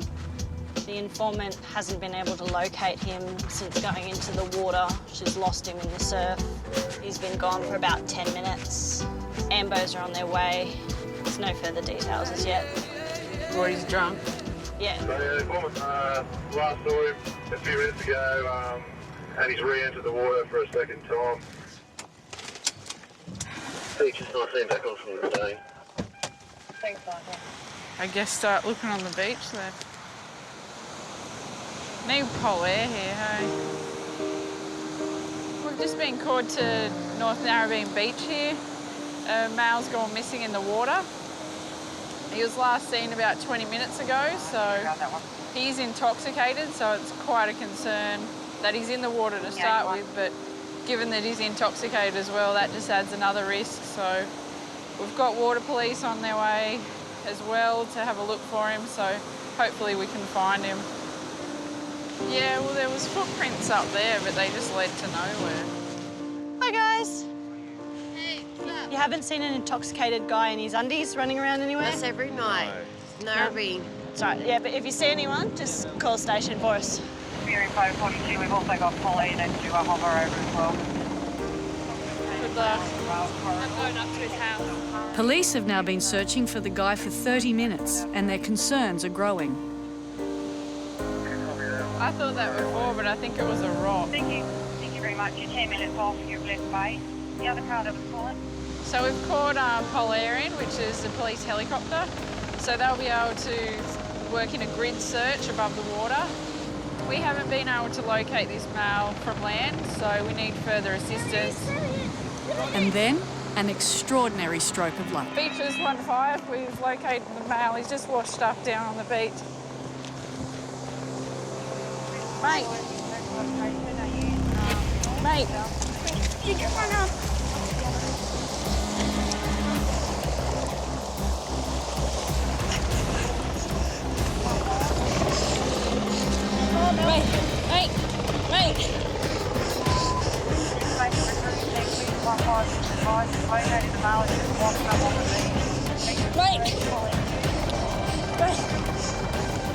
Mate. Mate. Mate. Mate. He's breathing. Beaches 1-5, he's breathing. Mate. You awake? You good? You good?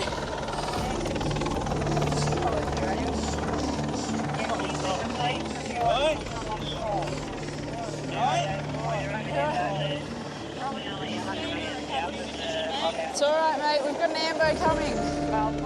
When I first touched him, I mean, he was freezing cold and I thought there's no way this guy's alive.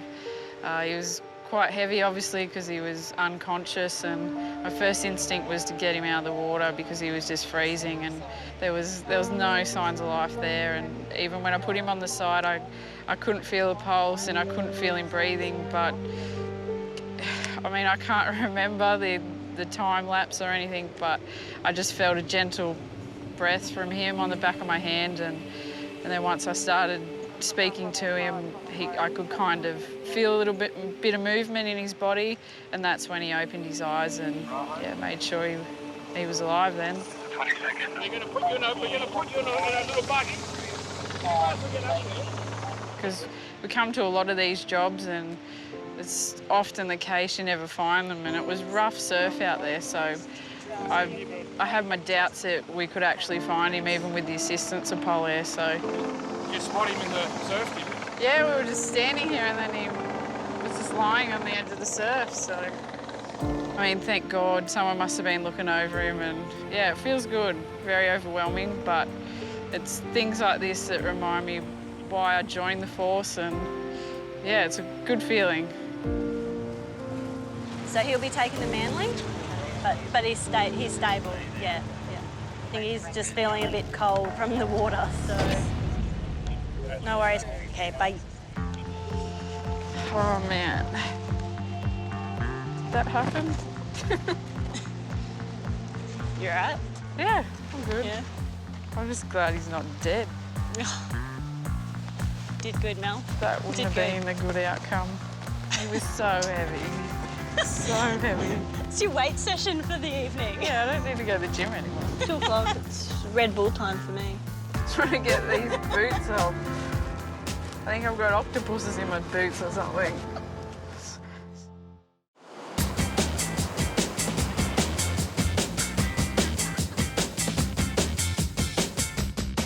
My sergeant's looking for a pizza with something with chicken and tomato on it. No mushroom, no onion, no, she's very picky.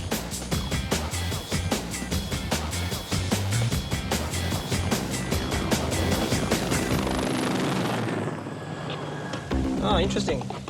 Is that him in the red hut? Andrew and Luke are on patrol when they spot a guy who's well known to police. He hasn't even seen us. What's he doing? Just we'll watch him. And he's acting a little strange. We're aware that that's not his address. We actually are aware of where he lives. Come up here, mate. Just join me here, mate. I'm Constable Mills. What are you doing? Put the plant down. Put it down. What are you doing with this plant? What are you doing down the stairs? You're not doing anything. We've been watching you for a couple of minutes now. See, we did this reading job a couple of weeks back. I left 2 plants out. I'm just going to search you, OK? Yep, just hands out pockets, put them on the ledge. So nothing hidden, no guns, knives, bombs or anything? No. Do you understand why we're suspicious, man? Yeah, possibly, yeah. I do. Like you're standing out here and then you walk into the property and you come out with a plant. It's very unusual. We'll do a check on him. Date of birth is the 9th of April. Just get you to take your hat off for me. I might have a chat to the owner of this house and see if obviously that. Hello, how are you? Constable Custer's my name from the police. Yes. Just got a gentleman out the front that was in the front of your property. You don't have any gardener or any lawnsman or anything like that? No, he was not. His story just didn't add up. It's just all over the place, so he's just up to no good. He's got someone's pot plant there. That's not my pot. So whose is all this? Yours? So why are you carrying a pot around? I haven't got a car. Because obviously you're telling me you're carrying that pot, yet we find you here today, you're stealing another pot. As I said, you're under arrest, you're not free to leave. Stealing, trespass, and goods in custody, OK? I don't believe you about the other pot or the hose. Yeah, I understand. OK, put your thumb first. Yep, just on the red pad, press down. He's going to be issued with a field court attendance notice. He's going to be charged with goods in custody with the items that we found in the bag on his bike, and he's going to be charged with stealing in relation to the pot that we found when we initially spoke to him.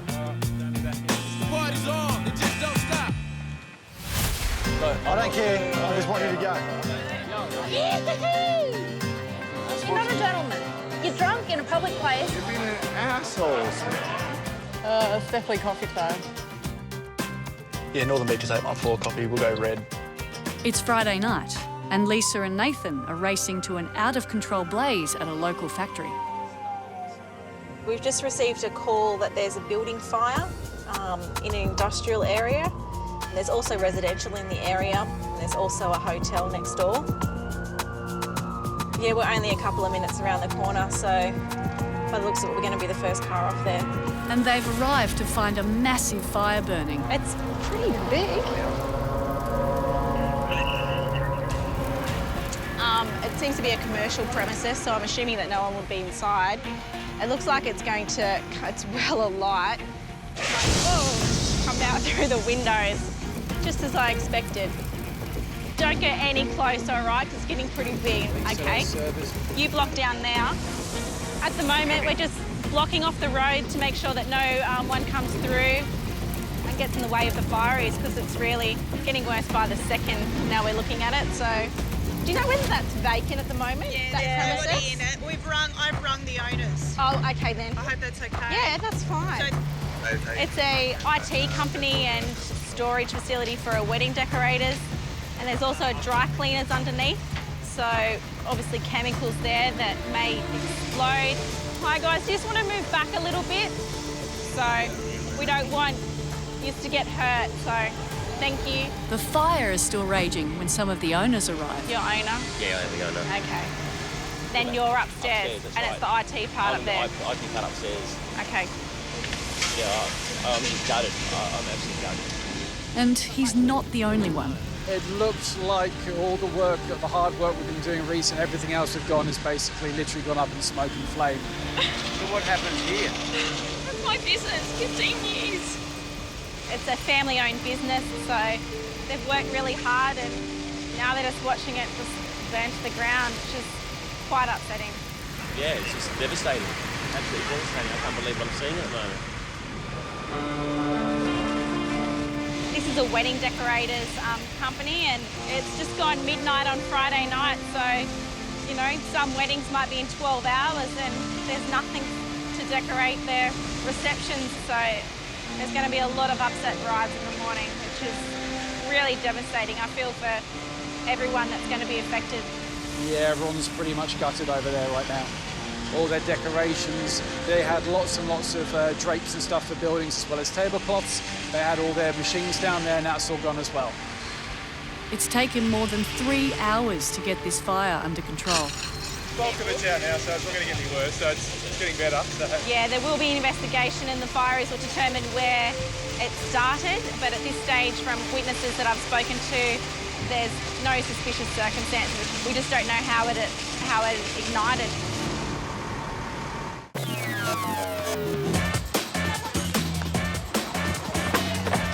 Burns used to be able to do that.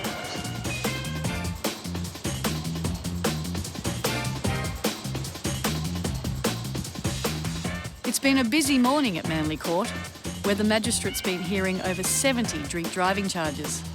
He's northbound on Belgrave Street, 12 months disqualification. And police have just set up an operation to catch people attempting to drive, even though the courts have just cancelled their licence. Hey guys, so number 36 is active now. The car's a grey Ford Fiesta. Okay guys, just got in the driver's seat of the Ford Festiva, and it's pretty much outside North Stain Surf Club.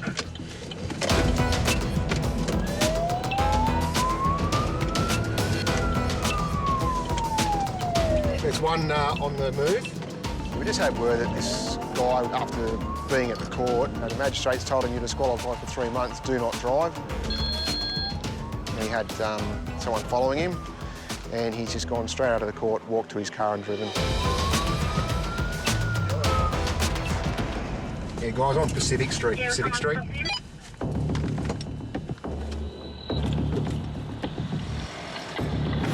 The reason why you've been stopped, okay, you've been disqualified at the court from driving for 3 months.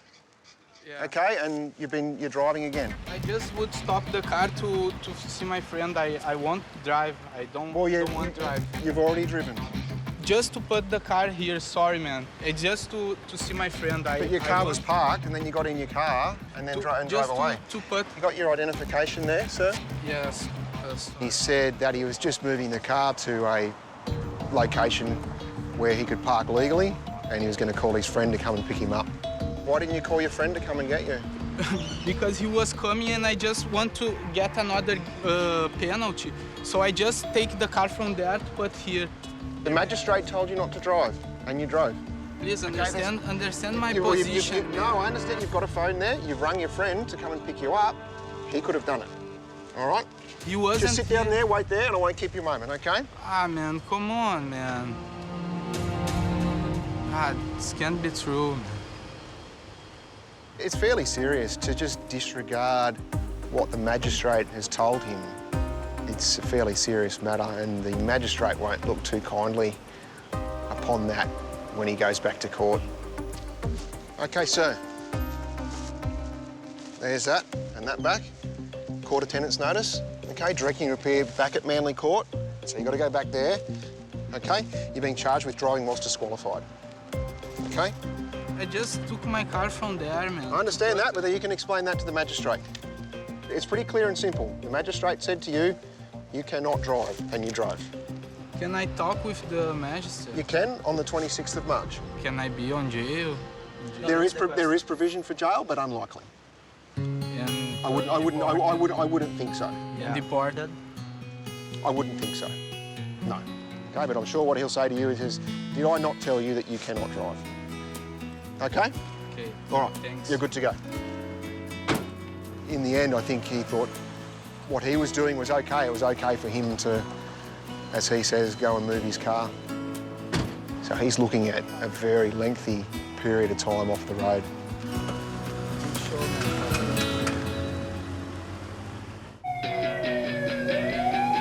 How old are you, Matt? I'm 15 years old. 15 years old. There was like 10 of them come at me. I was like, All we gotta do is go home and there's no drama. Don't try and go up there if you're not invited. At this point, I'll just let you know that you're under arrest. Let's go home. No worries. Have a good night. Okay, so we've just finished another job when we've had a German guy just come up to us then and tell us that his little brother, who's over from Germany, he's only been here a couple of days, has gone missing. He's disappeared. They're on the bus heading back to DY.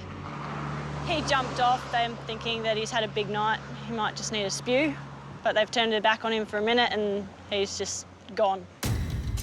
Leon! Leon! Leon! He's not in the playground. He doesn't know the area. He doesn't probably have any money on him because he's here with his brother. Like, he doesn't speak the language very well. He can't have gotten far. No. Being intoxicated, he can get into all sorts of trouble. Oh, there he is. Leon. Leon. Leon. Wake up. He's out. Leon. We found old mate having a bit of a kip next to the tennis court. Leon. You right, mate? Your brother's looking for you. And you can't find him. That's probably him calling you now. Where have you been tonight? Big night. Hello? Is that him? I'm Manly. You're in Coleroy. Yeah. No. He was quite a bit dazed as to where he was and thought he was still in Manly. Yeah. Tell him you're with the police. At the police. Okay, all right. Are you able to jump up, mate? Yeah, sure. Yeah? Yeah, I think I can see he's just down here playing some tennis. Okay. He's all good though, we'll walk him up. There's your phone. Thanks. Do you want to take the ball as a memory? Take it as a memento. No, keep coming. You're not going to fall over on us? No. I'll light a path for you. Leon, just over here, mate. Just behind your brother. So we've had a great result tonight, had a missing persons report and found the guy not too much longer after that. It doesn't always work out that way. Leon, this way. Leon, come here. Don't wander off again. You need to put a leash on him. How was your night out in Manly then? Manly. Amazing. We didn't make it to Manly. Oh. But he ran off. I have no idea how he did it. Thank you very much. You're welcome. I wouldn't have found him. Stay with your brother. Am I allowed to like slap him later? Not on camera. Yeah? Okay. No! Okay. Please. Stay with your brother, Leon. Help!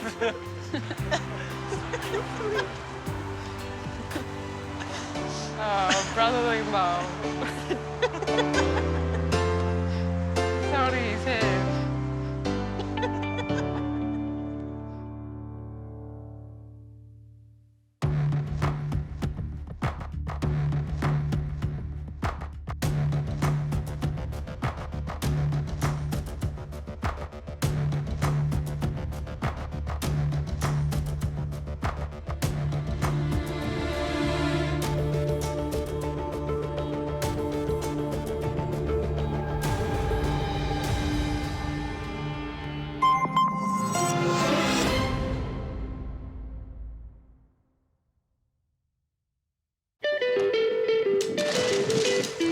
This is Sydney's northern beaches.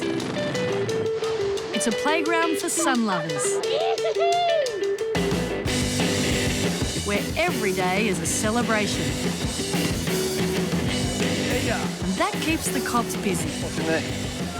Don't push a cop, mate. Just go home. So when things get too hot, Okay, listen, it's a licensed premises. You need to leave. We're heading code red to Narrabeen as well. We'll be 5. Can you get me your ID, please? Not good. these cops keep it cool. Pretty crazy. Reports are he's on ice. We also get an ambulance here. I'm just going to go check on him and I'll update you. Please, all I'm asking you to do is go home. If you behave like that again, then you will receive a fine, okay? Welcome to their world. And blow. Tonight, It's not difficult, you just blow. a young backpacker is struggling with the simplest instructions. So you get 3 attempts at this. On the 3rd attempt, it's a fail. You're arrested for that one. He saw the punches being thrown. Things get rough in the taxi ride from hell. You are under arrest for assaulting the taxi driver. Under arrest? Yes. Do I need to say it again? And just when they thought they'd seen it all, She's got an iPad. Bloody hell, she's on an iPad. She's gone. that's tonight on Beach Cops. Come on. Yeah, apparently 5 guys in pirate costumes damaging the wharf near McDonald's. There's already a couple of cars a bit closer than us, so this looks like pirates. Are you actually serious? I'm just trying to eat McDonald's. It's another Saturday night down at Manly. And as usual, too much booze has a lot to answer for. Watch out for the vomit behind you. Watch the vomit on the floor. Vomit. Have some water. Yeah. In Manly, we see people getting too drunk every weekend. Mate, I'm just here because I want to make sure he's okay. And our role is to care for them and make sure they get home safely. He chose bomb. Yeah. Knocked me in the face and gone. And just up the road, Laura and Beck are attending to another grog-related issue. Got a male POI who's been hit in the head. He's bleeding from the head. I think there's another male involved and possibly a female. We've had a few different calls come through, so... But the description of the guy in the fight has got the girls baffled. It literally says, POI also hit informant in the head. Male POI is wearing no denim shorts. Wearing no denim shorts? I don't think that's written correct. Oh, denim shorts. Oh, I meant to say no shorts. Hello. Hi, how are you going? So when we first got here, there was another crew on scene who were trying to help a victim of an assault. He's been punched in the face and was bleeding, very intoxicated. Why? I haven't done anything wrong, so you just approach me. What for? Right, guys. No, Are these your friends? Are you friends with him? Yes, I am. No, honestly, what have I done wrong for you to approach me? Police have been trying to give the injured man a lift home, but he's a little confused. Yeah, they're going to take you home. That's all they're trying to do. I just want a glass of water. Like, I haven't done anything wrong to anyone. Can we get him a glass of water?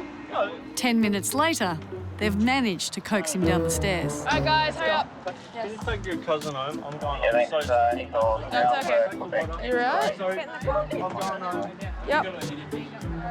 But just when he gets close to the back of the van, he changes his mind. Yeah, he thought he was going to be arrested. He wouldn't listen to us. We were trying to give him a lift home, but he wouldn't listen. Honestly, it's like, you got nothing else to do tonight. Guys, can you just get off the road for me? You've got their best interest, but it's, I don't know, I have no words.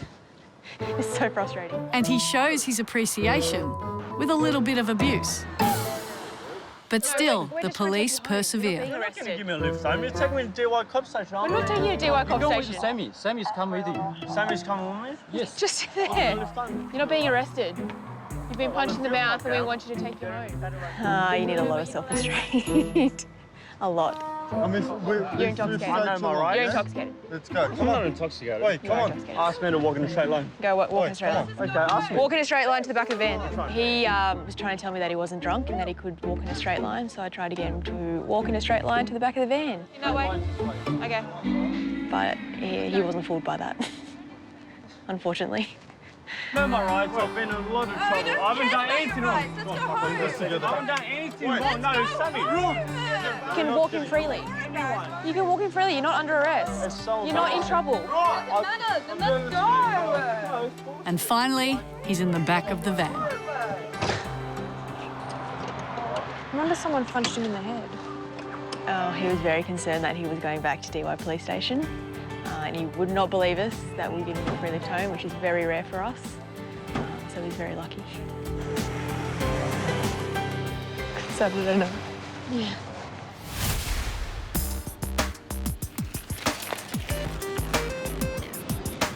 I know, I should have come from behind the tree or something. Yeah. I'll sneak up on you next time, mate. Just have a little early look at Mona Vale and see what the general feel of the night's going to be. Jeff and Dave are patrolling in an unmarked car, and Jeff has just noticed a driver texting next to them. She texted? There she is. There she is, you can see it in the reflection. She's got an iPad. Bloody hell, she's on an iPad. Yes. Yeah, baby. Yep, she's gone. She's reading, like, emails or something on her iPad.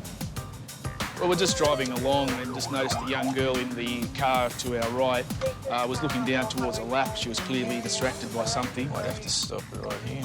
And you could actually see clearly in the reflection in the window beside her that she was scrolling through some messages on her iPad. How you going, ma'am? Are you aware why we stopped you? Yeah, you're using your iPad. Yeah, when you're driving along. I asked the young lady if she knew why we'd pulled her over, and straight away she said, yes, I was talking to my boyfriend, which explains the messages she was scrolling through. Well, you understand how dangerous it is, especially an iPad. I mean, we could see the reflection of your iPad, you reading it there in the window. It wasn't very safe, was it? I told the young lady then how dangerous it was to use her iPad, the same as using a mobile phone. She puts herself and other road users at risk, which she seemed to understand. Your front one's come off by the looks of things. But texting's not the only thing she's done. She's also missing a P-plate off the front of her car. She doesn't have a spare one. Being the front one, I'll probably give her the benefit of the doubt. And Yeah. if she goes and gets it put on straight away, I'll probably go to the servo or something. Yep. When I spoke to her, she's just come up with some sort of excuse that her boyfriend's in hospital, saying that she was just getting off the phone. She wasn't just getting off the phone, she was still using it as we were. She still needs to pull to the side of the road. It's a very unsafe practice. As my offsider, did he come and tell you about the P-plate on the front? Yeah. What's going to happen is I've taken your details, as you know, and I'm going to write an infringement notice out for you and send that to you in the mail. That's a fine. Okay? All right. See you later.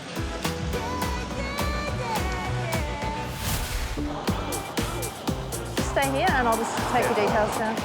No, what did you say? I couldn't stop because my bike wouldn't stop. Your bike doesn't go over 20, mate. How could you not stop? I'm gonna eat pizza. It's a wet night on the northern beaches. I'm soaking wet. Me too. And along with the rain, the jobs keep pouring in.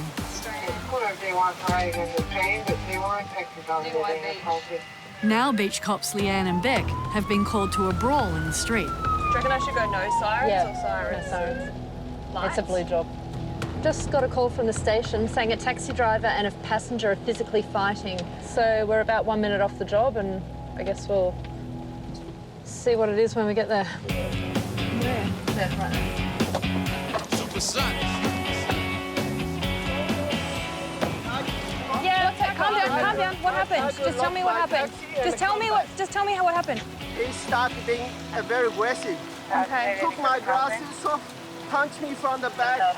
They've managed to break up the fight, Is there a fight? Did he hit you? Did he hit you? but now they need to work out exactly what happened. Do you need an ambulance at all No, for your no, head? I'm- You're yeah, okay? Is it I'm cool. swollen or anything? Yeah, I'm cool. You're okay? Yeah. All right. So basically we got a call today that there was a taxi driver being assaulted. So we've obviously come straight here and we've been hailed down by a taxi driver who's pointed out a male to us and said that he's just assaulted him. So we've obviously stopped that male straight away and also had a chat with the taxi driver to work out what's happened. While Beck talks to the cabbie, Leanne gets the other side of the story. Yeah. He's just alleged that he's punched him in the head. The POI said, I booked a cab for 4 people. I got in and another random person, which was his friend, got in the cab. Taxi driver didn't speak English. The POI stated that he was racist and he didn't appreciate people didn't speak English in Australia. So he was swearing at him and told him he was an effing whatever. The taxi driver pulled over here and told him to get out. He got out of the cab, opened the door. This is where the story differs. The POI said that he got out and he was like, whatever. But then the taxi driver says that the POI got out with the open door, went over to the taxi and just started pummeling into him. The stories differ a lot. Did you hear something or did someone yell something at you? Or? But Leanne's just found someone who saw the whole thing. Mum was leaving to go home and she saw it. Your mum. So she called me to go outside. We've got a witness and his mother heard the person of interest say, I'm going to kill you. So she told her son, who came out and saw the punches being thrown. Without your statement, it just makes it really hard to piece it together. So thank you for this. So basically from now we've got the statement from the victim. We've also got a witness who saw the whole thing. So that's really, really good for us. You are under arrest for assaulting the taxi driver. I'm under arrest? Yes. Do I need to say it again? The person of interest, I put him under caution and arrested him. So I gave him a move on from the area. We're still gathering evidence and make sure that everything matches the victim and the witness statement. Once I got that, it's bulletproof and we'll just charge him. That's a good job. That was good. Good catch. It's good that he was still there. Yeah. It's Sky. We're going to go have a sticky bake at Oaks Ave. Have you guys already been there? Perfect, we'll meet you there. Perfect, we'll meet you there. See you soon. Bye. Sky and Andrew are liaising with another team of officers to check on a squatter's house in the area. We come back here pretty much every shift and we either find people here using or people coming, buying and selling drugs from the location. Loads police. Person home. No person's home. No regulars. There's no one there, There's no but they have found a few interesting items. There was a couple of push bikes in there that we believe stolen or unlawfully obtained. Scratched off. Probably stolen. And they've put the value of the bike at about $4,500. 4.5. They seize one of the bikes for further investigation. Pages 4-6. But then Sky notices a familiar face across the road. Can I just have a chat with you, Aaron? A woman who was cautioned last time they were there. Yeah. What's going on? Nothing, I was just watching you guys. Watching us? Yeah. Have you been coming back here since we last saw you here? No. I'm just going to have a search through your bag. Is there anything in there that shouldn't be in there? Last time I was here, she was also present at the location. She's been given 2 warnings about trespassing at this location. I've known her in the past to use drugs and have drugs on her. This bag that you had last time and this little bag that you had last time. Stuff I got from the health food shop. That? Yeah. That? Oh, yeah. So what are they selling clear plastic bags at the health food shop? Well, it's from the health food shop. It's stuff that, it's like a steroid for your lungs. What health food shop? I don't know. I got a friend to get it. She claimed she gets steroids from a health food shop, but her friend buys them for her, so I don't think that's a true story, but yeah, there was nothing found on a search of her other than an empty bag.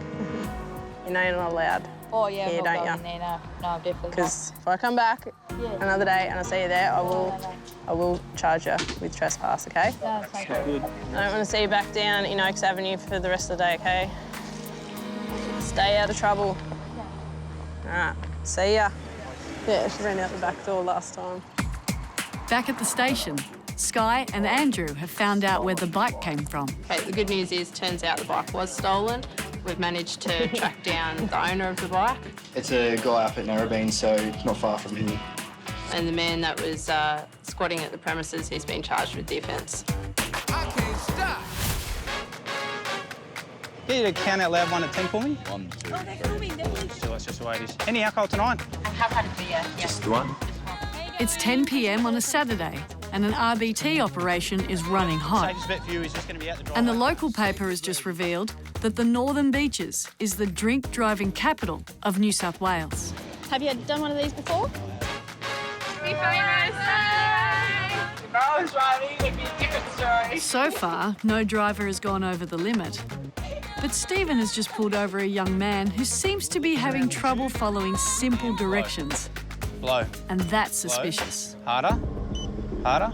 He was travelling behind the taxi and he was indicated to enter the RBT site. The taxi's entered and he's failed to enter. He's driven down past and stopped level with the testing officers but still on the road. Harder. Harder. He should have pulled into the breath testing site like everyone's indicated. He's not followed the car in even though the sergeant's been directing him in. And he's even finding it tough to follow the breath test instructions. It's not difficult, you just blow. Blow proper hard or not? Yeah, blow proper hard. Just got to let you know, you get 3 attempts at this. On the 3rd attempt, it's a fail or refuse, you're arrested for that one. Yeah, you've got to blow. It's a breath test. Breathe in deep, lips around the tube, and blow. Keep going, keep going, keep going, keep going, and stop. Yes. Good. Grab the tube, grab the tube. All right. At this point, I'll just let you know that you're under arrest. Yeah? Yeah.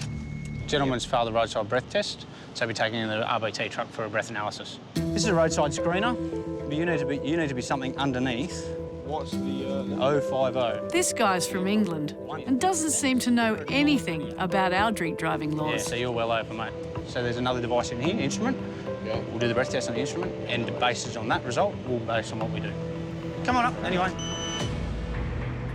Home, I'd probably be fine driving home like this. Well, probably not, mate. What size drinks are we drinking? It's just schooners. How many schooners? I'd say 4, max 5, yeah, 5. So 5 beers in an hour, that's a reasonable rate, isn't it? It was like the first two or three were pretty rapid and the last 2 were just sipping. So, with 5 schooners in an hour under his belt, Lips around it and blow. Blow, blow, blow. Keep going, keep going. he might regret those last few beers. Okay, the instrument's analysed a sample of breath and returned a reading of 0.131, so that's in the mid-range. So we've just conducted the breath analysis. It puts him in the mid-range, so he's going to be charged and will appear at Manly Local Court, and his driving privileges as a visitor are suspended. And back home, he'd be well over the limit too. Yeah, I did not think I'd be on the limit. I had like 3 or 4 pints max. He's visibly affected by the alcohol, and he'd consumed a large amount in a short period of time. It's frustrating that people are still doing it, and it's frustrating that they think that they can drink 5 schooners of beer in an hour and they're still fine to drive. So now he knows if you booze, you lose in the land down under.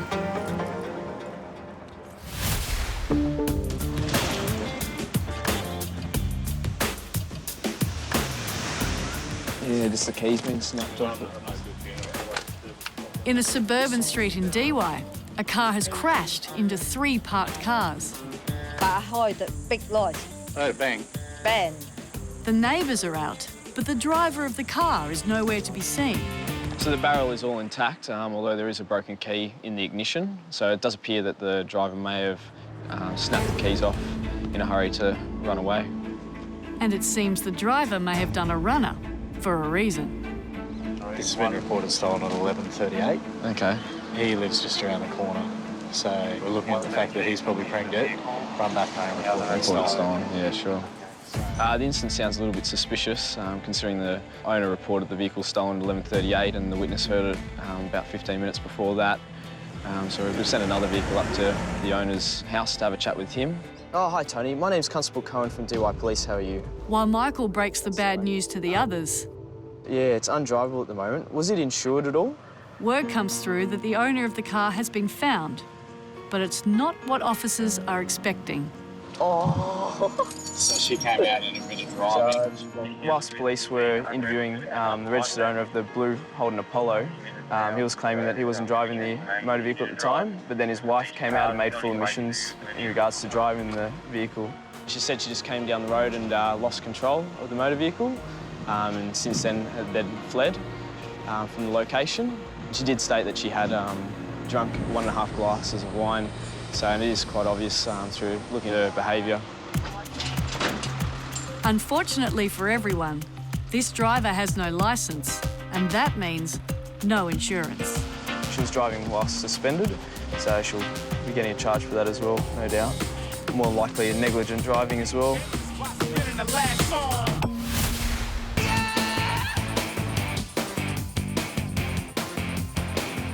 That's Manly Corso. You're in your undies, you're in your undies. No onion, no, she's very picky. So you've been gardening tonight? Date night? Come on. Park right here. A bit awkward. This never happened. You know what's going to be terrible? Killing my dad. I'm going to be grounded. See, Friday nights, you never know. Might be famous for all the wrong reasons.